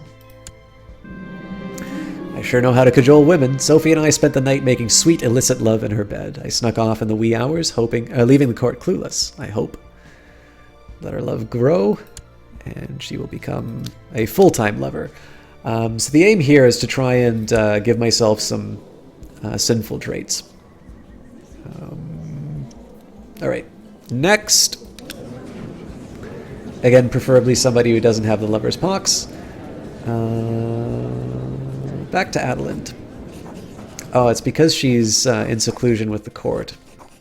Apparently, she doesn't want to open the gate for some dude.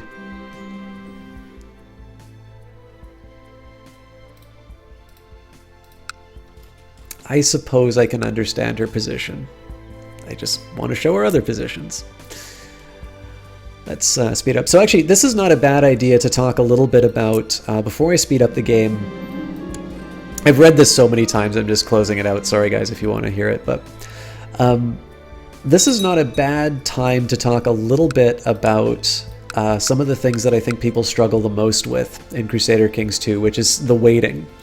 So I mean, this game has a few more centuries left in it, so we're not in any particular rush. But as far as what we want to do, there aren't some. It's not obvious sort of what the next step is. For instance, if you think about it, we've got our goal where we want to take this duchy. No rush. So we want to take Bar. I've got my Chancellor working on that, and he's actually got very good traits. It's basically a slightly less than 20% chance a year, 18.4, which is still not great. I mean, let's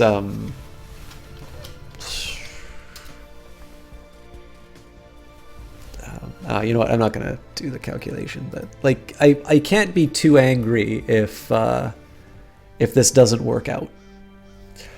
The next. Now, I mean, I could also maybe potentially try some of these other places, but the story is always the same, right? There are things in the game that don't always... There's some things in the game that don't let me decide that I can just sort of run around and conquer everything, especially as a Christian. So the question is, what can I do in the meantime? What can I do to improve my chances? So first of all, we've got a few family members around. In fact, if you want to see our family tree, this is what we're working with. A lot of people who've died to disease, obviously. But actually, here's maybe a useful experiment. We're going to open all of the branches that will have surviving members that could inherit titles. Alright, so don't need any of these. I think we actually probably already did this exercise, but... Okay, so this guy can inherit a title. Also, is he married? Nope, we gotta get him... I'm a lady.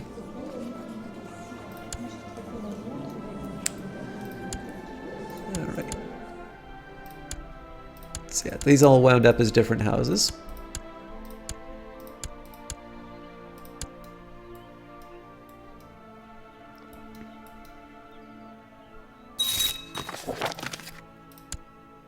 All right, so this guy is a potential link.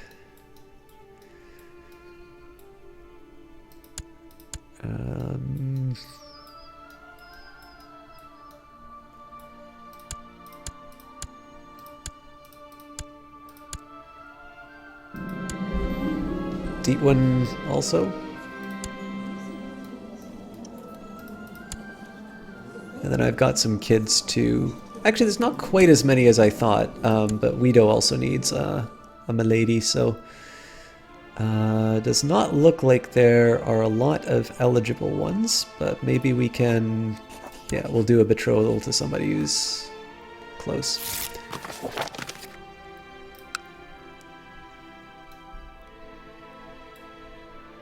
Hopefully, one of the things I might have been doing is actually not marrying off enough of the male heirs.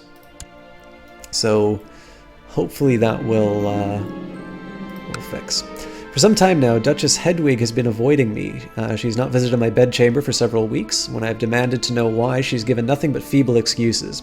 Today I overheard a couple of her servants gossiping. They said Hedwig contracted syphilis. Poor thing, I will do what I can for her. Part of this is just the fact that, you know, medicine is probably the best way to react to this. So good care, good symptom treatment. I don't think it's going to fix that, but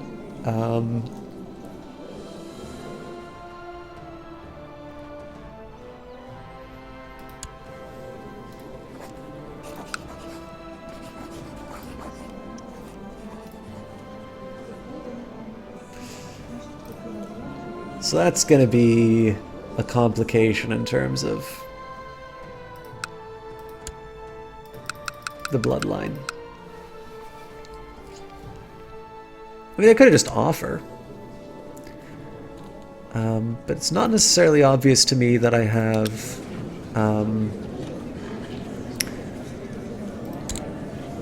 it's not obvious to me that I have someone that I can marry right away. Anyways, so carrying on. We're working on Bar. We've sort of set everything up as best as we can to get this done. Recently, I've noticed the pitiful state of my daughter, Oda. I have just been informed that the cause of her aches and fatigue is a case of the flu. Call the court physician at once. The next thing that we do is maybe focus a little bit on infrastructure. Well, here we're doing the best that we can here as well. We've got a steward who's generating income for us. You know, our coffers are reasonably well stocked. We're building up a castle town. In terms of what the next few steps are going to be, it depends whether or not I want to build a hospital here. I will at some point. Just the question is whether or not that's the best use of the money right now. As far as income generating,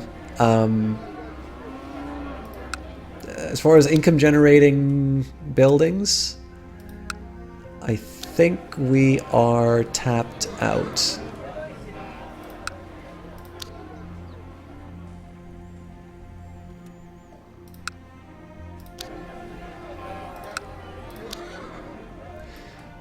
Yeah, so I think probably we will put the we will do the technological improvement, and the next big decision that we need to make is whether we want to make new holdings. So Agatha is dead.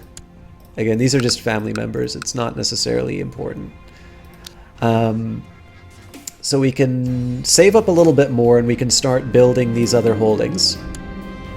So we've got how many? 1, 2, 3, 4, 5, 6, 7. Crusade for Jerusalem. His Holiness Pope Castilus II has been swayed by the cries for help from the Christian population in the Kingdom of Jerusalem. He urges all able-bodied men of Europe to take up arms against the evil Caliph Yaha in order to secure Jerusalem from the clutches of the Mohammedan infidels. God will grant pilgrims remission of sins in heaven. Tempting. But I'm not entirely sure I want to go all that way, especially because it sounds very expensive. So we're going to maybe hold off on that. But yeah, so the big thing here is that it's going to seem like we're sort of sitting back and waiting for a while. And in a sense we are. But what the name of the game here is just making sure that we are prepared for the next opportunity that comes up. And in some cases it just means sitting back and letting events unfold. So as she's growing older, I can see that Bringar... now this is going to be the next... I'm going to get this for 5 years, which is not great, but I actually think this is not a bad one because this is... Oh, hang on, this is my courtier. This is not the heir. Yeah, if that was Peter, I'd do it, but he's got to learn on his own.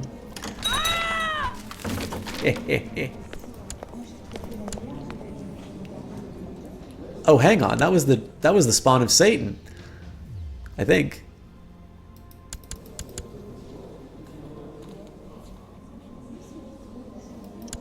Wait, did she just wind up killing herself? My beloved aunt Ermengarde is dead. She was found lifeless in her bed, face frozen in a terrible grimace, a trickle of blood running down her cheek. The physicians can find nothing wrong with the body.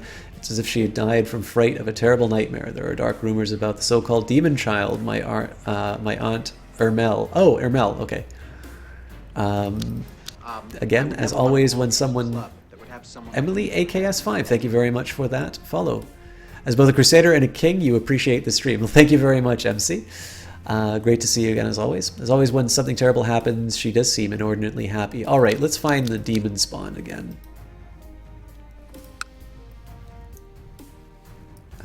This would be family. She's my aunt, so...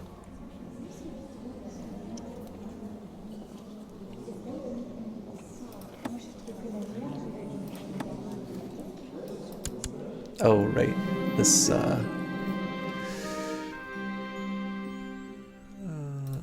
this is the one. So, suspected demon spawn. Unfortunately...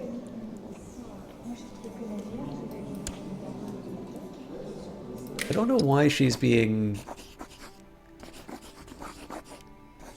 I actually don't know why she's being educated by that person. But anyways, we'll find out whether or not she's actually a devil child. The target of my amorous attentions, Adeline, simply never seems to be around. This is because she's still hiding from whatever horrible disease is in the area. Nothing, but it was smallpox. So hopefully we can start getting some sins. Oh, and we've got the glorious Duke Rudolph II, your wisdom and mercy are legendary. I would like to give you a seat on my council and therefore offer you the title of steward. I accept. I was in the middle of a conversation with the chef when Alerdo appears from nowhere. Didn't we already talk this guy off the ledge? Grabs me by the arm and pulls me to a nearby room.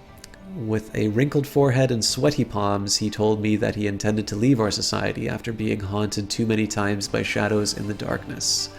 Use your soothing voice to calm him down. Alright. I don't know who just died, but... Secret practitioner of a religion is sometimes easy to neglect your true self. For your sake, as well as that of the Lollard faithful, we ask you to conduct a secret ceremony in honor of God. So this potentially gave me stressful last time, but we'll prepare a secret ceremony.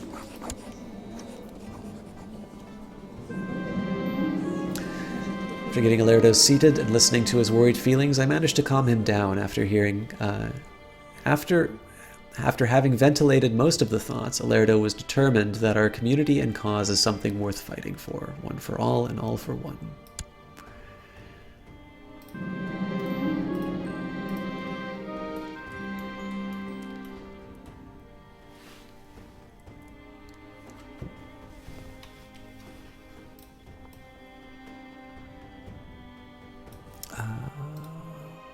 Adelheid has offered to support me in my secret ceremony. For fellow Lollard, she writes.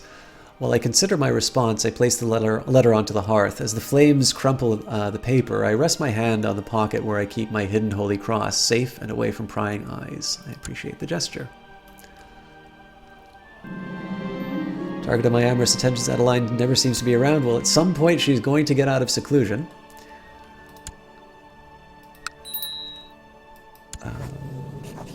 Betrothal is triggered. Sorry guys, there's not a whole lot to say right now, so... Adelheid lights the candles, and I speak the words of prayer to God. I close my eyes as we join hands and bow our heads before the holy symbols on the wall. Performing a secret ceremony in a secret chamber, I should be nervous or excited, or something. I don't feel much at all. Yet Adelheid turns to me afterwards and says, "Thank you, brother. I needed this. I'm glad for you, sister." Complete the ceremony, and Adelheid smiles at you. Duke Rudolph gains 100 devotion, and we complete the mission. So, clearly the answer is seduction!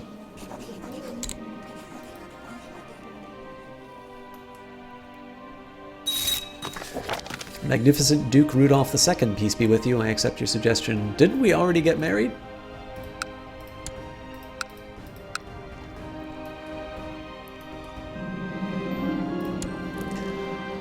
Alright.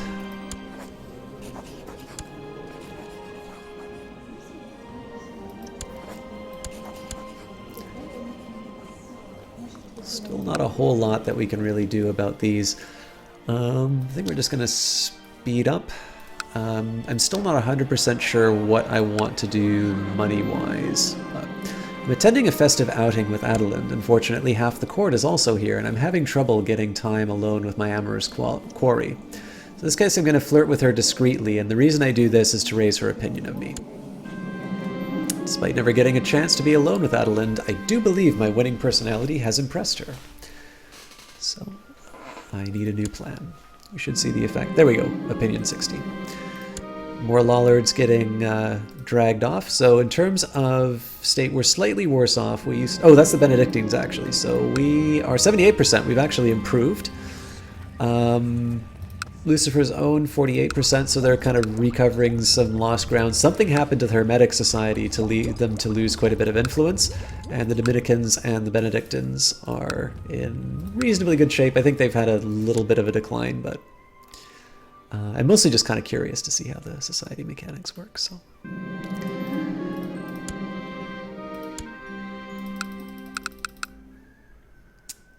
Managed to chance upon Adelind in the kitchen when she came down for her usual late snack. We've talked and laughed for hours, and I can tell that the attraction is growing. Hoping I've read her correctly, I lean in to whisper into her ear. Now, this is a bit of a tough question, because she is a mystic, humble, lustful. So lustful kind of thinks, you'd think that lewd suggestion. There's also learning, which could potentially do... We're actually going to make a shot for love poetry and see if that works. I sure know how to cajole women. Adelind and I spent the night making sweet illicit love in her bed. I snuck off in the wee hours, leaving the court clueless, I hope. And I take another lover. Next.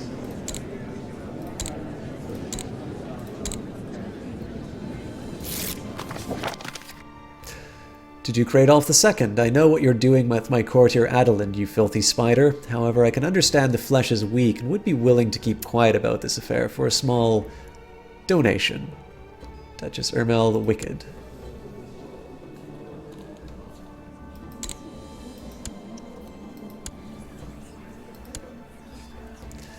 So I can pay her 48, or say I'll suffer the scandal.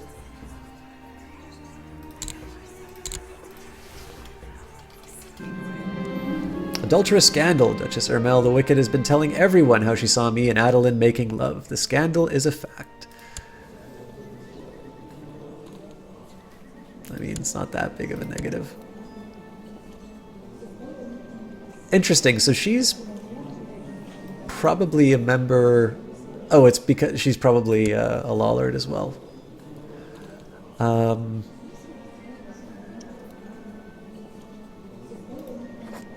Alright. Seduce the Italian. I'm doing this partly because it's fun and partly because I'm hoping to get some sin from this. Chancellor Bishop Gunzelin is doing a superb job. I'm having trouble with a town and a castle in Passau, and I shall of course send my Chancellor Bishop Gunzelin to try and increase the relation between them and us. But which one should I start with? Good question. So let's take a quick look at my vassals. There are a few who don't like me, but for very obvious reasons. I haven't put them on the council. And it looks like they're all clergy, which is hilarious. So I'm thinking I can actually afford to send him to the town this time.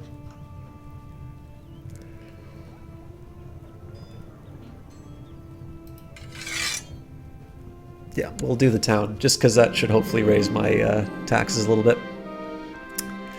Made sure to attend this minor event in Ancona so I could seduce Lucenta. We've been dancing and conversing all night, and she's clearly responding to my advances. Now it's 50, so I think it's a little early to say meet in my room, milady. But we will leave her yearning for more, and all of a sudden that goes up to 70. See, it's just like real life. You push a couple of buttons, can't get enough of you. I'm gonna have an inordinately hard time pursuing my amorous interest, and, well, no rush. Had my eye on the feisty young scullery maid with a huge intellect for some time now. Though she skillfully dodges the attentions of every boy and greybeard at court, I leave her blushing furiously whenever I gaze into her eyes. Seduced and wrapped around my finger, this sharp last can prove very useful. So I can make her a lady and keep her as my mistress. Bed her and make her mine, what a spy she'll make. Or a common wench, I can do better. In this case, I almost always go for better and make her mine, what a spy she'll make. Is definitely in character with this guy who rides everything, but also bonus for intrigue and plot discovery chance is actually a nice little bonus to get as well, so. Alright. She could still potentially become a... Oh wait, hang on. Romina von Metz. She is first in line, so potential ruler. I think we will give her duty. Daughter was born for Gottfried von Metz and Princess Nino of Georgia, named Lutgard. I think this is probably... Yeah, this is died in childbirth. Oh, it says so. Duh. Alright, so we need to get him a new milady. Berta.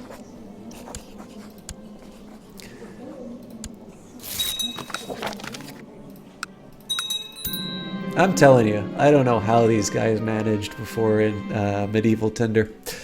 Lately I found myself worrying about my little sister Walpurga. She is not worth taking the risk. Alright. The old midnight snack trick. Now she's not lustful, but she does have a high intrigue, so I think in this case we're just going to go straight for the lewd suggestion. I sure know how to cajole women. Lucentia and I spent the night making sweet illicit love in her bed, and I snuck off in the wee hours, leaving the court clueless, I hope. Another notch.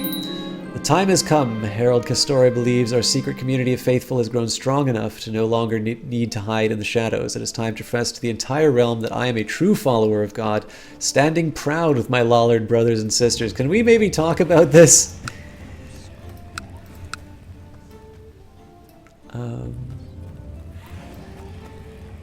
At last?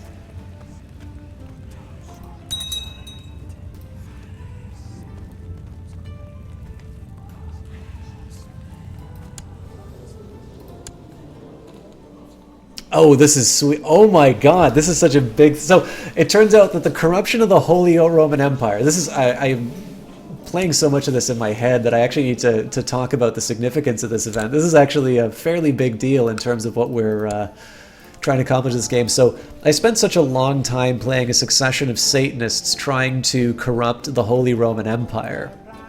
And unbeknownst to me, there was this large sort of cabal of Lollards sort of developing, of which the Kaiser became one of them. And what we have done now is that we've grown in influence to a point now that Catholicism is the heresy, and that we are in fact I believe the Holy Roman Empire is now a Lollard,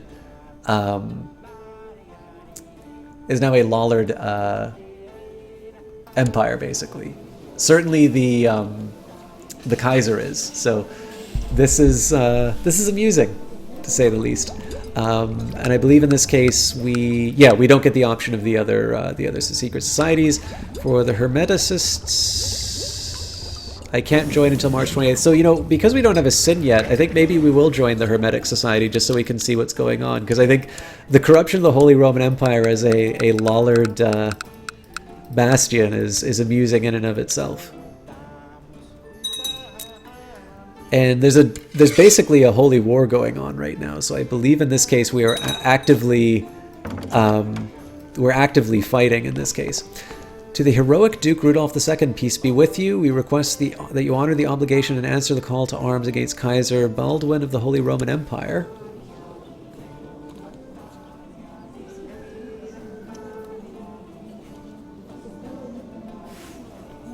Why?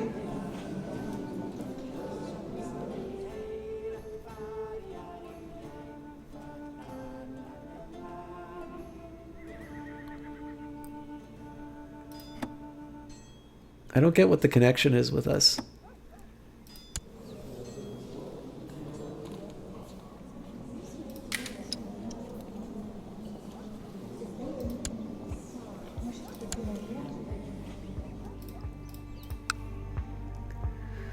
Decline.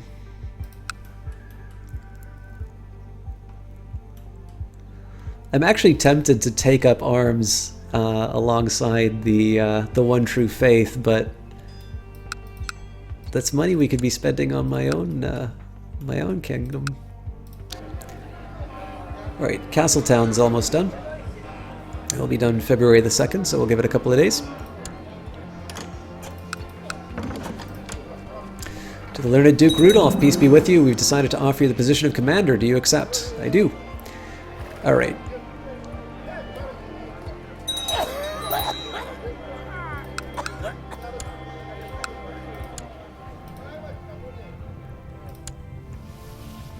Alright, so...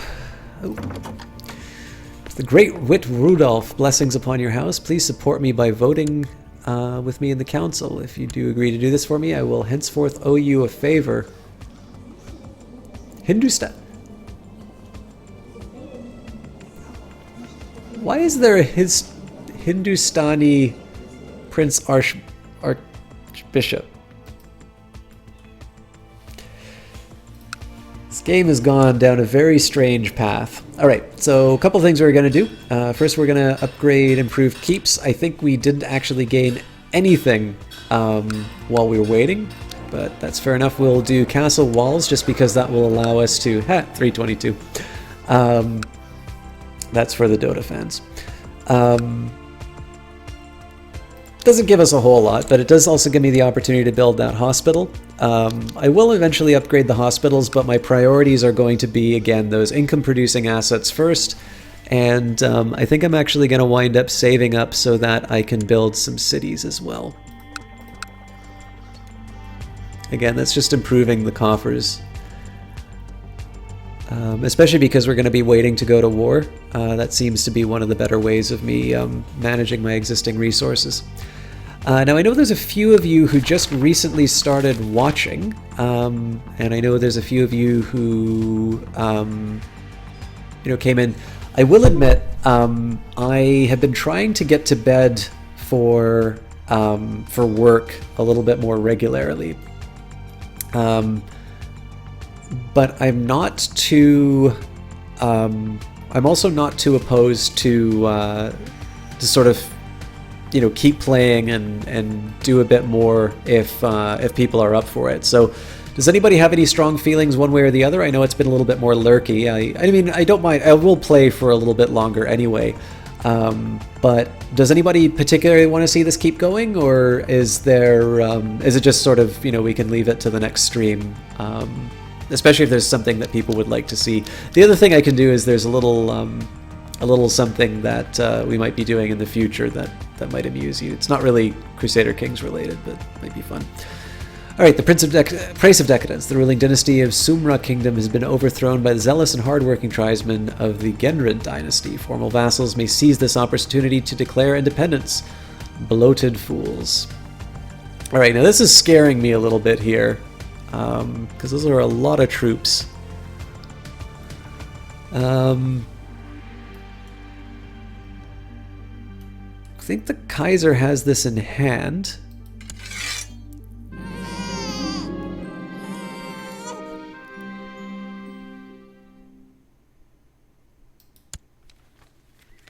The son was born. Oh, it's yeah. We'll acknowledge him as mine. I get what happened. This was my my lover. Love has crossed the heretical lines. The one problem is that there's the Holy War that's going on, and now there is the rebellion. And I feel like the Kaiser is ignoring the Holy War in order to deal with the rebellion.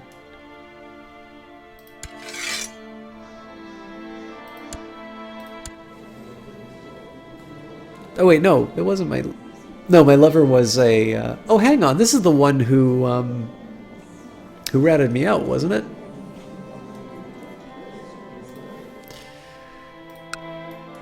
Alright, well, let's see if we can throw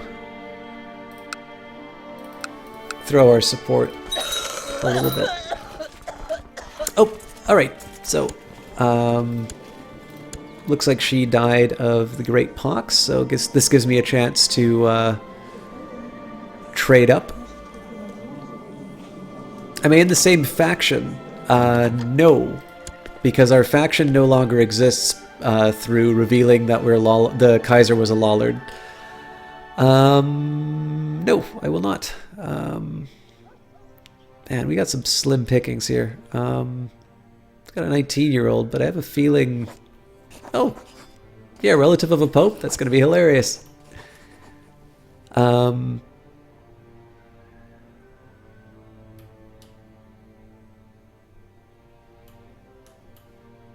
Yeah, I think we'll throw some troops behind this. This makes the story a little interesting, so...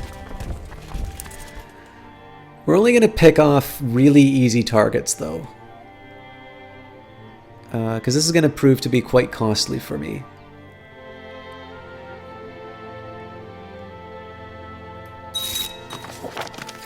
The affable Duke Rudolph may live in harmony and contentment. I accept your suggestion that Duke Rudolph II and Berta get married. So I think what we'll do is we'll try and find like an easy to hit stack.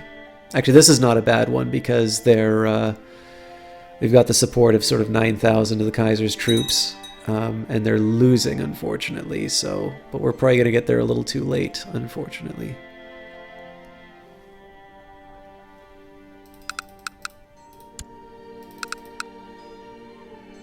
Actually, they're losing quite badly. Oh, it's because they did the major river crossing.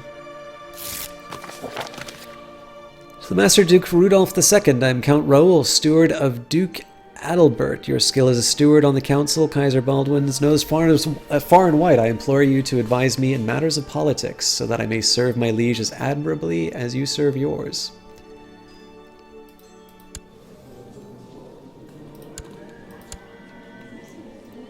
Touching request, I will help you. I don't know if I'm going to be able to help in time. This might actually just prove to be a very costly mistake. You know that I will never forget what you did for me. Please do not hesitate to ask if there's anything I can do for you, and know that I will treat you like the dearest of friends. Perfect.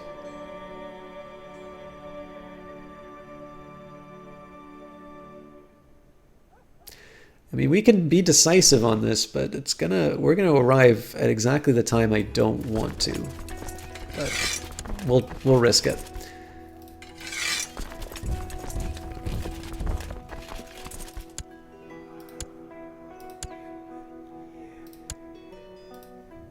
Am I really this strapped for... This must be because I've assigned some of my... Ingberger has finished his education in ways of faith and learning. It seems he has learned all the basic skills required. So this is a dutiful cleric. Get out and talk to people. I'll always like the gregarious trait. Oh, looks like they didn't need me after all. That is good news for us, actually. So I think we're going to go north and take down a... So I guess the challenge here is we don't have an easy way to leverage this favor. Yeah, you know what? I think I was worrying a little too much because it looks like they've more or less contained... Except for the 5 stack here, I think they've started to contain things a bit.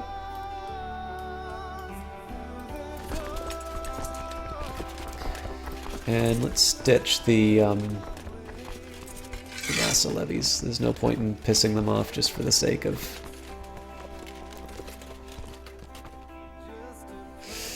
Yeah, so we're losing about 8 wealth a turn.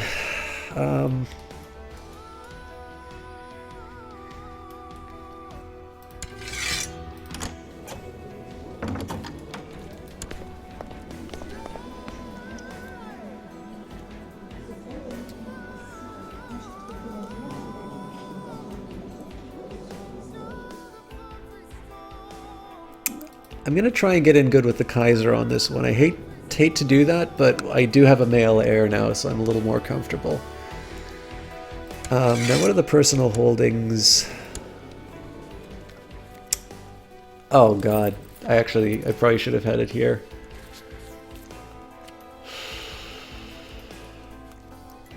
Okay, so they're looking at 9k troops. 16k is not that great. These guys have got 9. This guy's got 2.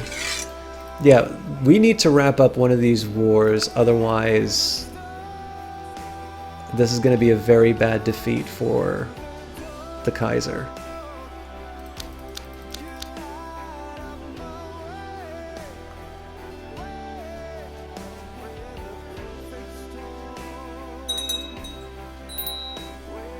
Fortunately, it looks like the AI is kind of wasting its advantage, though, so...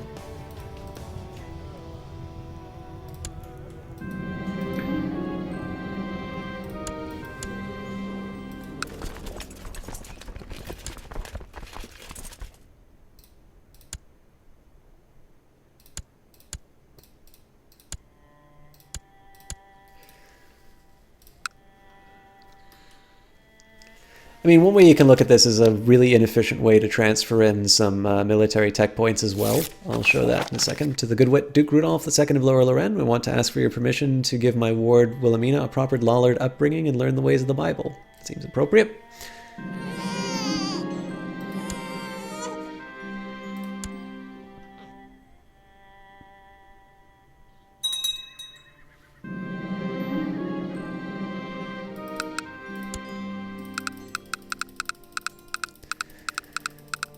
I feared what Count Raoul would say when I told him that I did not believe in the Blessed Virgin, and that I am a devout Lollard, and that I would not give up my religion for anyone. Count Raoul was more understanding than I would have thought him to be, and after asking some questions, he seemed to accept me and my religion.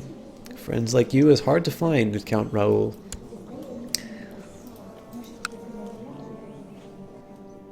Alright, I think what we're going to do, I'm going to wrap up...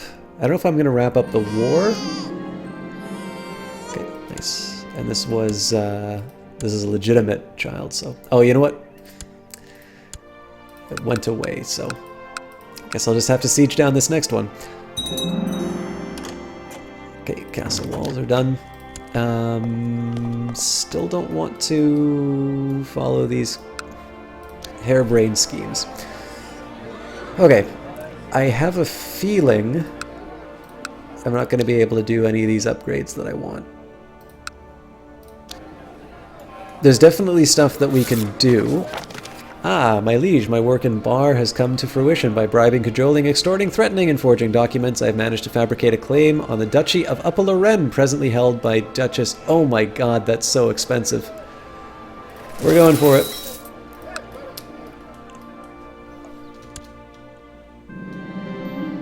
Just the other day, skulking as I often do, I caught Count Herbert of Braunschweig and my courtier Ermengund in flagrante. Lost in passion, they did not notice me, but I am still in shock. I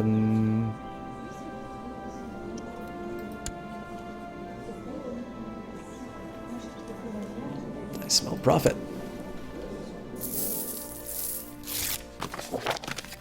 The filthy heretic Rudolph, here, take my money. If you do not keep quiet, I will do things to you that you cannot even begin to imagine.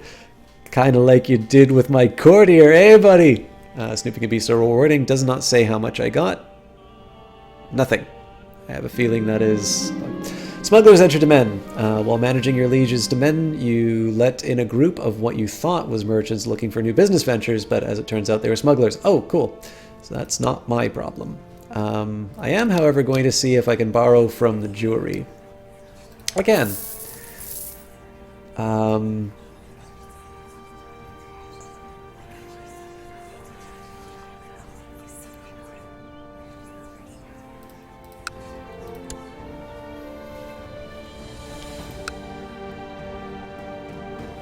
I don't have a lot of other really good options, though. The problem with the low value on... Oh, and we could get him to perform statecraft now. So we have what we need. You know what we're going to do? We're actually going to get out of this. We've done our part for the war. I'm going to wait a little while to get that money back up. And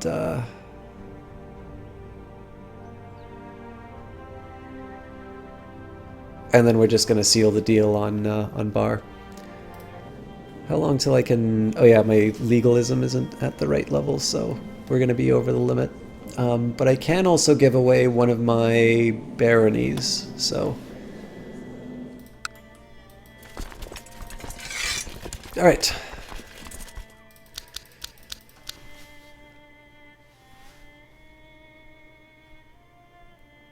Can rebuild the coffers. And while Purga is developing an arbitrary streak, it's showing more clearly every day. She should show more ambition. Okay.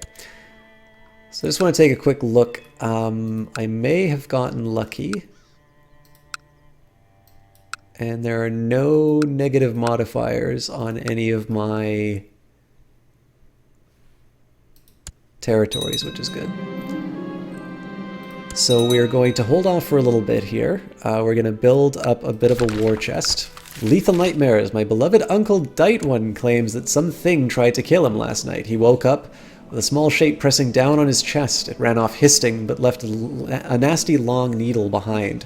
I think it was just a nightmare. The maids leave needles lying around everywhere. However, there are dark rumors about the so-called demon child, my Aunt Ermile again. God, I love this adventure. Or not this adventure, but this,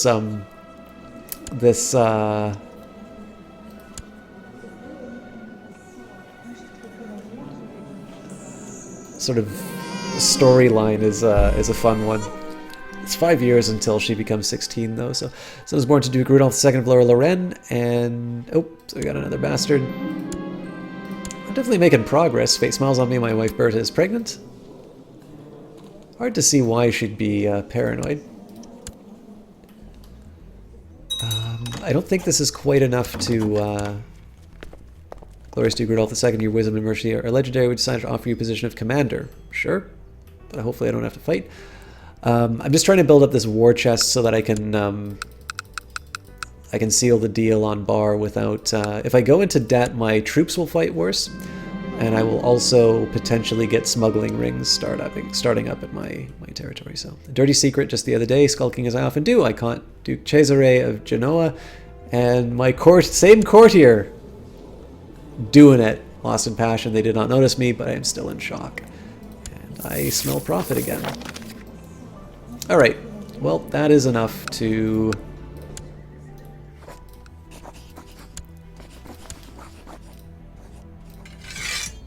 And I will call the vassals in on this one. The reason for that is so I can...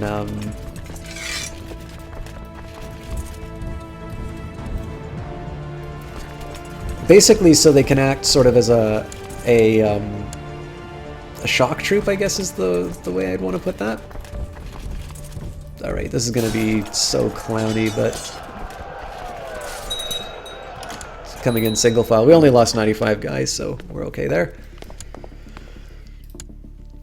Most excellent Duke Rudolph II, peace be with you. We propose that Godzello become guardian and mentor to little Oda.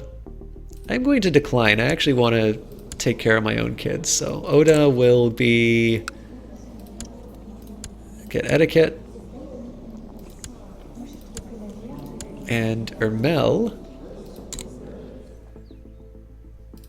will get intrigue because she's the spawn of Satan.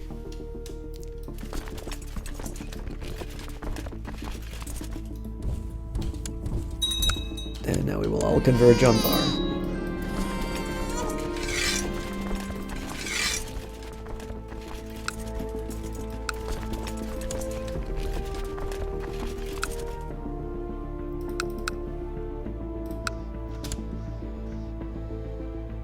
Oh, and I was wrong. I have space for one more, so we should be in good shape.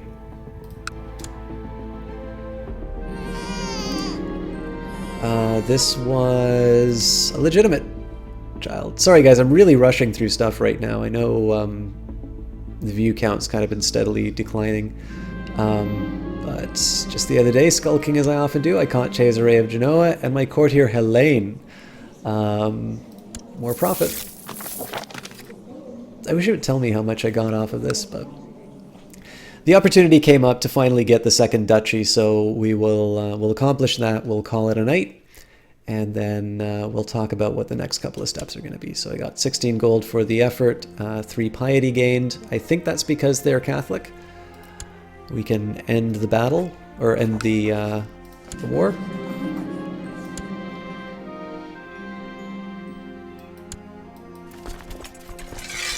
Ooh, nope, don't want to do that. Back to Metz. My dear nephew, I was just approached by Bregnar Wettin, who tried to convince me to join him in his vile heresy. I hope you can convince him to see sense. Faithful uncle Dightone, engage him in theological debate. Due to my high learning, I send a carefully written letter to Berengar. Ooh, Dightwone's got cancer. My dear liege, your penetrating gaze can part even the thickest theological fog. I am utterly convinced by your learned arguments. Rest assured that I will never stray again. Your grateful courtier, Berengar.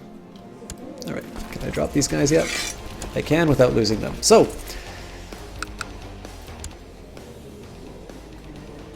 oh, hang on. She is, damn it. Oh, she's an infidel, so only Catholic vessels will object. Yeah, we're doing this. Peace be with you. I humbly accept your decision to revoke the County of Bar, though it grieves me deeply. So normally that would come off as tyrannical, but I really wanted to sort of get the duchy and all of its lower titles for me. So that was a little bit of a wrinkle, but the Lollard heresy paid out again. So we will appoint another commander. I feel like I'm on this constant rotation. I should probably find something a little more stable. What did we accomplish? Quite a bit. So basically, the Holy Roman Empire is now now belongs to the Lollard faith. I'm going to be adjusting my council in accordance with this, so we're actually going to start converting my territories. The next thing that we managed is, so again, this is the funny thing about our playthrough. Oh, and I can join the Hermetic Society, so we're going to do that right now. Greetings, Duke Rudolph II. We are delighted to learn that you have taken your first step towards enlightenment. The secrets of the Corpus may be obscured to you now, but in time you may come to understand them as I have. Hold thy mind, and thou wouldst know. Hold thy mind. In thy mind all thou wouldst know, and Hermes, the thrice blessed, will teach thee. Signed, Magus Aymar. This is what I desire to hear. So I can take an apprentice. So let's go for somebody with a really high learning. Oh, he's Catholic.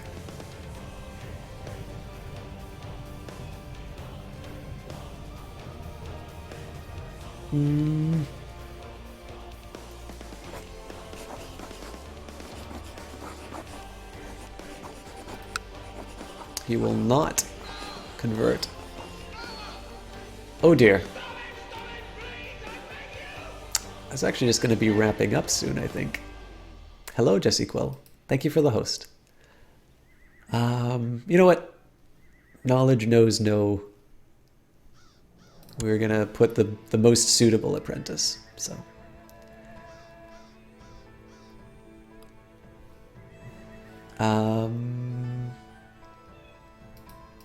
yeah, we had a bit of a turn in terms of where this playthrough went. We started off, we were going to be a family who kind of continually attempted to undermine the Holy Roman Empire. We were constantly joining Lucifer's own. We were Satanists attempting to corrupt the Holy Roman Empire from within. And what happened when we brought in this character who was secretly a Lollard, we found out that the Kaiser was also secretly a Lollard. What is a Lollard, you ask? Well, it's a Catholic heresy. Lollard heretics are opposed to the perceived corruption within the Catholic Church. Like many Catholic heresies, they loathe the wealth and ostentation of the clergy and advocate a return to a more original form of Christianity. This heresy has no formal head and no special game mechanics. So, effectively what happened was we got so powerful in this society, and because I didn't have any sin and I was sort of born into this society, I'm like, okay, well, why not? We're just going to roll with it. And there's currently a holy war going on within the Holy Roman Empire right now, both a war of conquest and a rebellion. And so effectively thought, well, the corruption of the Holy Roman Empire happened, just not exactly the way we thought it would. So we sent some troops off. In the meantime, through all the confusion, we also got a casus belli on the Duchy of Upper Lorraine. Now, in Crusader Kings 2, in terms of what you can manage, you can have 2 duchies, and then you can have as many counties as your demesne size will allow. And you can actually go above that as well, but if you go above it, you start suffering penalties. So I actually can have one more holding if I wanted.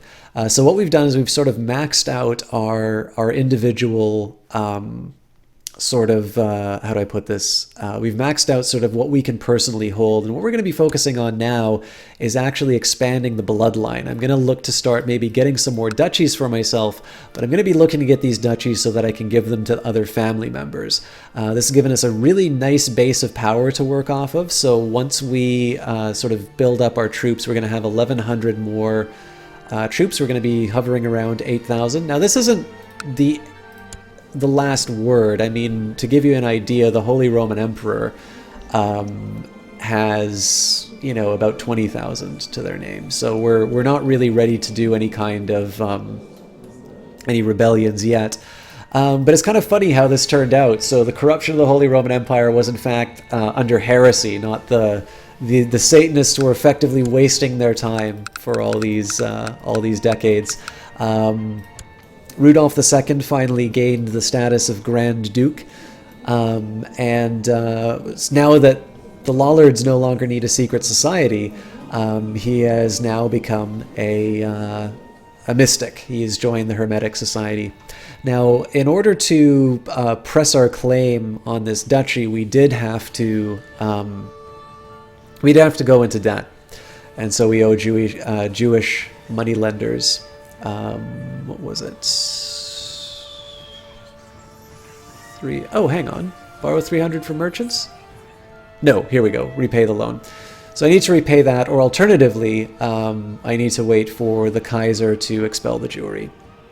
In this case, the conditions are independent ruler, primary title is higher than Duke, and I have to be Christian, Muslim, Mazdan, and I cannot. A realm province can't be Jewish. But that's fine. I think, honestly, spending that much to sort of gain the second county the second duchy was worth it, especially because we're getting 20 wealth a turn, basically. We're half off. So if you think about it, right, we're 2/3 of the way after 10 months. That's not a really long time to... actually, it's a little over 10 months. Basically, at the end of the year, we're over halfway. So really, this really is only about 2 years worth of income. And that's assuming I want to pay the loan at all. I mean, maybe I just expel the Jewry and take their money again. But yeah, this is a really fun playthrough. I don't know if I want to continue on with with Lucifer's Own. The Hermetic Society seems kind of interesting, at least for a little while, and then we can maybe consider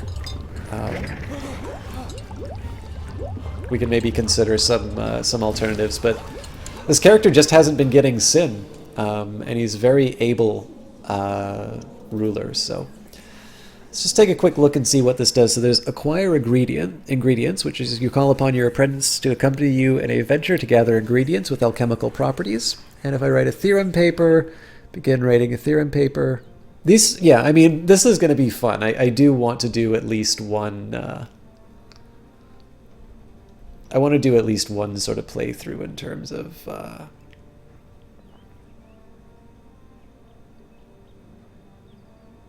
these special abilities. I think our next ambition as far as moving up in the world is we do want to become this king. So let's just see what it's going to take to... Wrong button. See what it's going to take to get this title.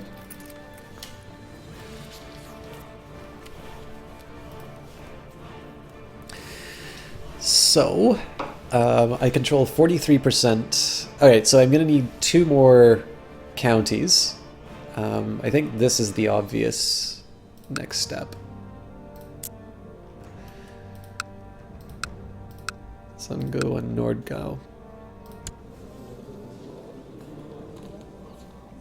And they're Catholic, so I think we can actually do...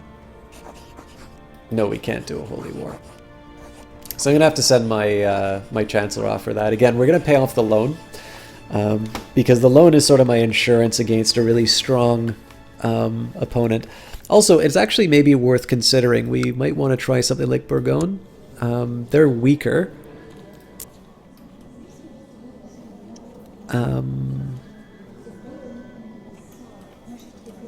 No, but that doesn't make sense because Bourgogne is in a different area. So yeah, we would want to. We'd either want to move up to Luxembourg, or down. What was this duchy again? Alsace. I think Alsace is probably the most sensible place to go, and then we can create that kingdom. Anyways, guys, we are done with Crusader Kings 2 tonight. I'm going to give you guys a quick preview of something that we're going to be we're going to be working on, and then we're going to host somebody. So I'll resign just to show you what it looks like. Remember, guys, at the start I was talking a little bit about... Actually, it wasn't the start of this cast, it was other casts, but this game is scored on your prestige and your piety, and it will actually rank you against previous rulers. So you get to see all the previous rulers that we had. The von Metz family has a total score of combined prestige and piety of 8,360. This is over Count Fulmore of Metz, who gained 112. Fulmore II, 811, who ruled for 24 years. Keep in mind that the first Fulmore only ruled for 9 months. Fulmore the Chaste was 1875 and ruled for 3 more years. Rudolph the Cruel ruled for 37 years and achieved 5,004 prestige. And we're now Rudolph II, who is the first non-Satanist of the crowd, and we have been ruling for 8 years. With a score of 8,360, we beat House von Zaragen, who are powerful landholders in southern Germany and holders of the duchies of Verona and Carinthia, which made the Zaringen family a key power holder in Germany. A failed rebellion against the emperor saw these titles stripped from the family, and other parts of the family lands would be inherited by other dynasties, leaving the family lands shrunk to a few holdings in Swabia. So the next thing that we're going to try is to take on the De Genève, and the top two are probably unsurprising. We've got the von Habsburgs and the Capets, but we will leave that for another time.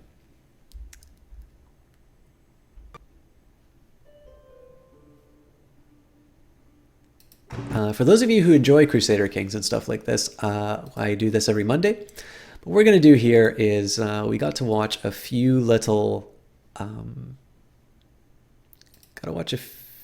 clips from yesteryear, and what I'm going to do now is just open up a little something in the background.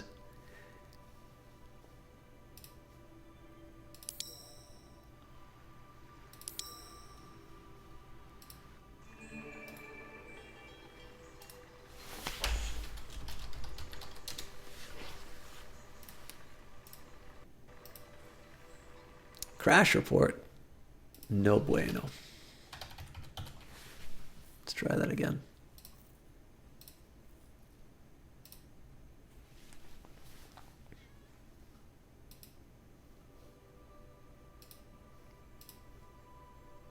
There we go. So this isn't Crusader Kings, but we're only going to be doing this for a second, so I don't know if my update in my channel is going to come through right away. This is a very basic mission. For those of you not familiar with Besiege. Just a second here.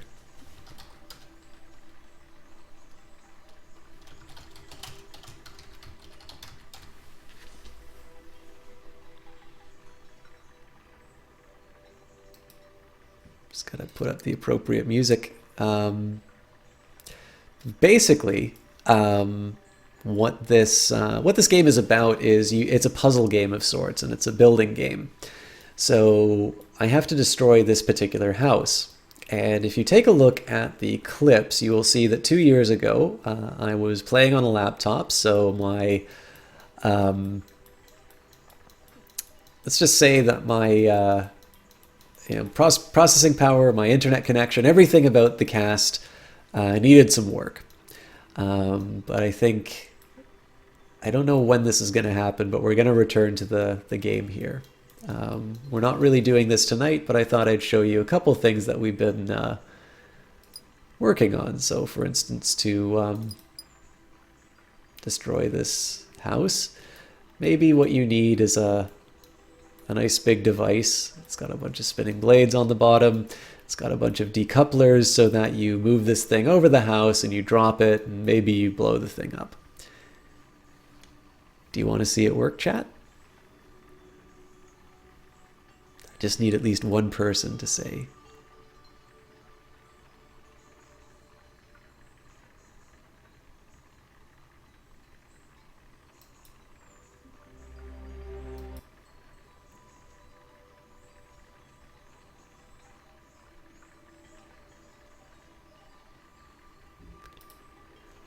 Just gotta find the right... I gotta find the right track for this one.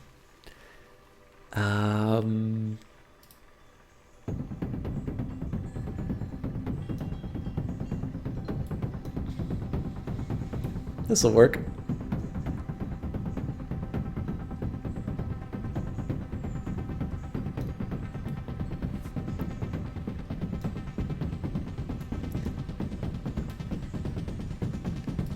See, oops. Well, that ruins the surprise. I guess we don't need the special music. You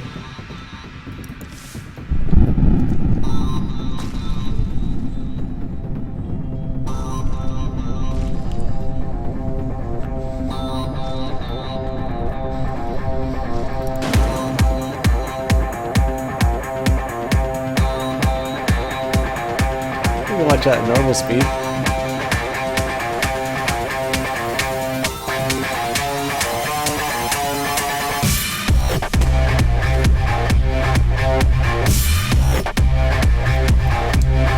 Maybe we can get rid of the bombs.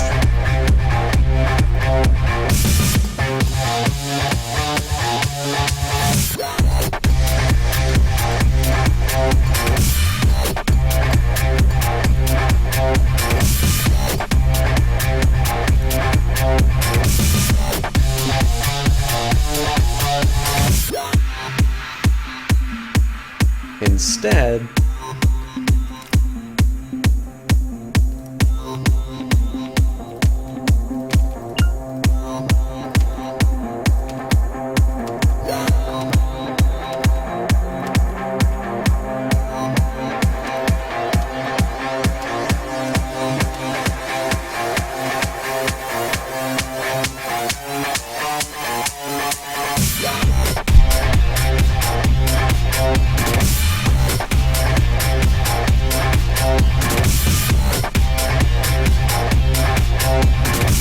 damn it.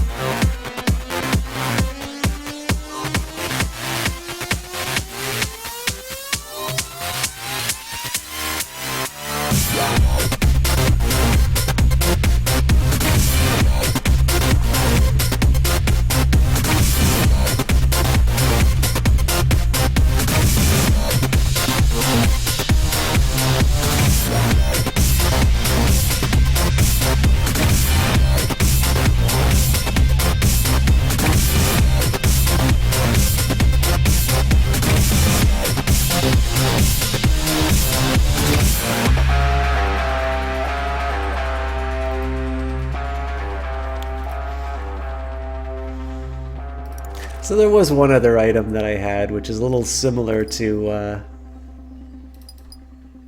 what we did last time.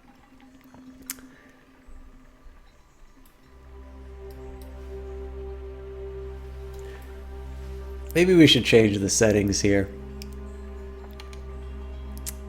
We'll turn on depth of field just so we can get like nice looking blurs and such. So what we have here, we've got a nice series of fireballs on the bottom level, a whole bunch of explosives on the bottom, and then we've got several delicious layers of explosives. And we don't want to contain the explosion, so we're going to let that force just go straight out on the house there. So who in chat is feeling confident? Do you want to see this one go? I gotta find an appropriate song. I don't think this one will work. Maybe this one?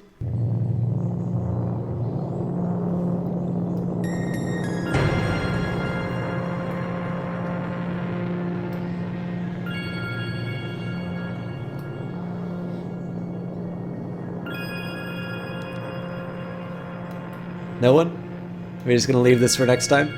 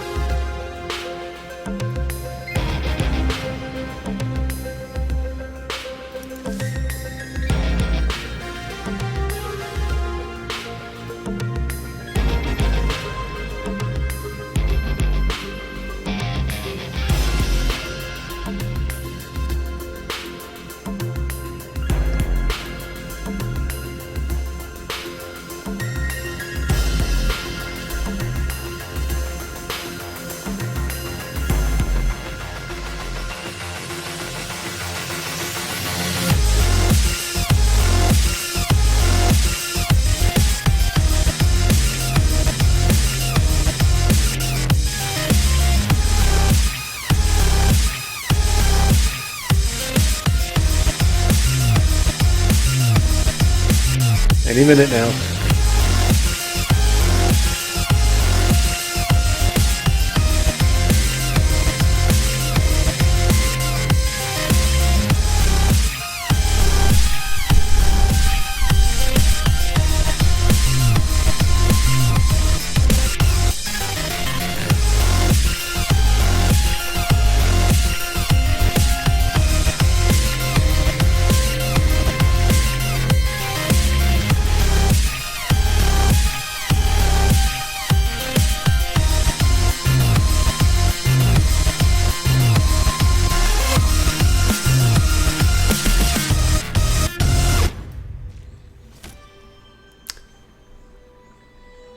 Thank you, ladies and gentlemen. I think we will call that for tonight. And I will pass you good people on to Ponce, who is currently playing Dawn of War 3.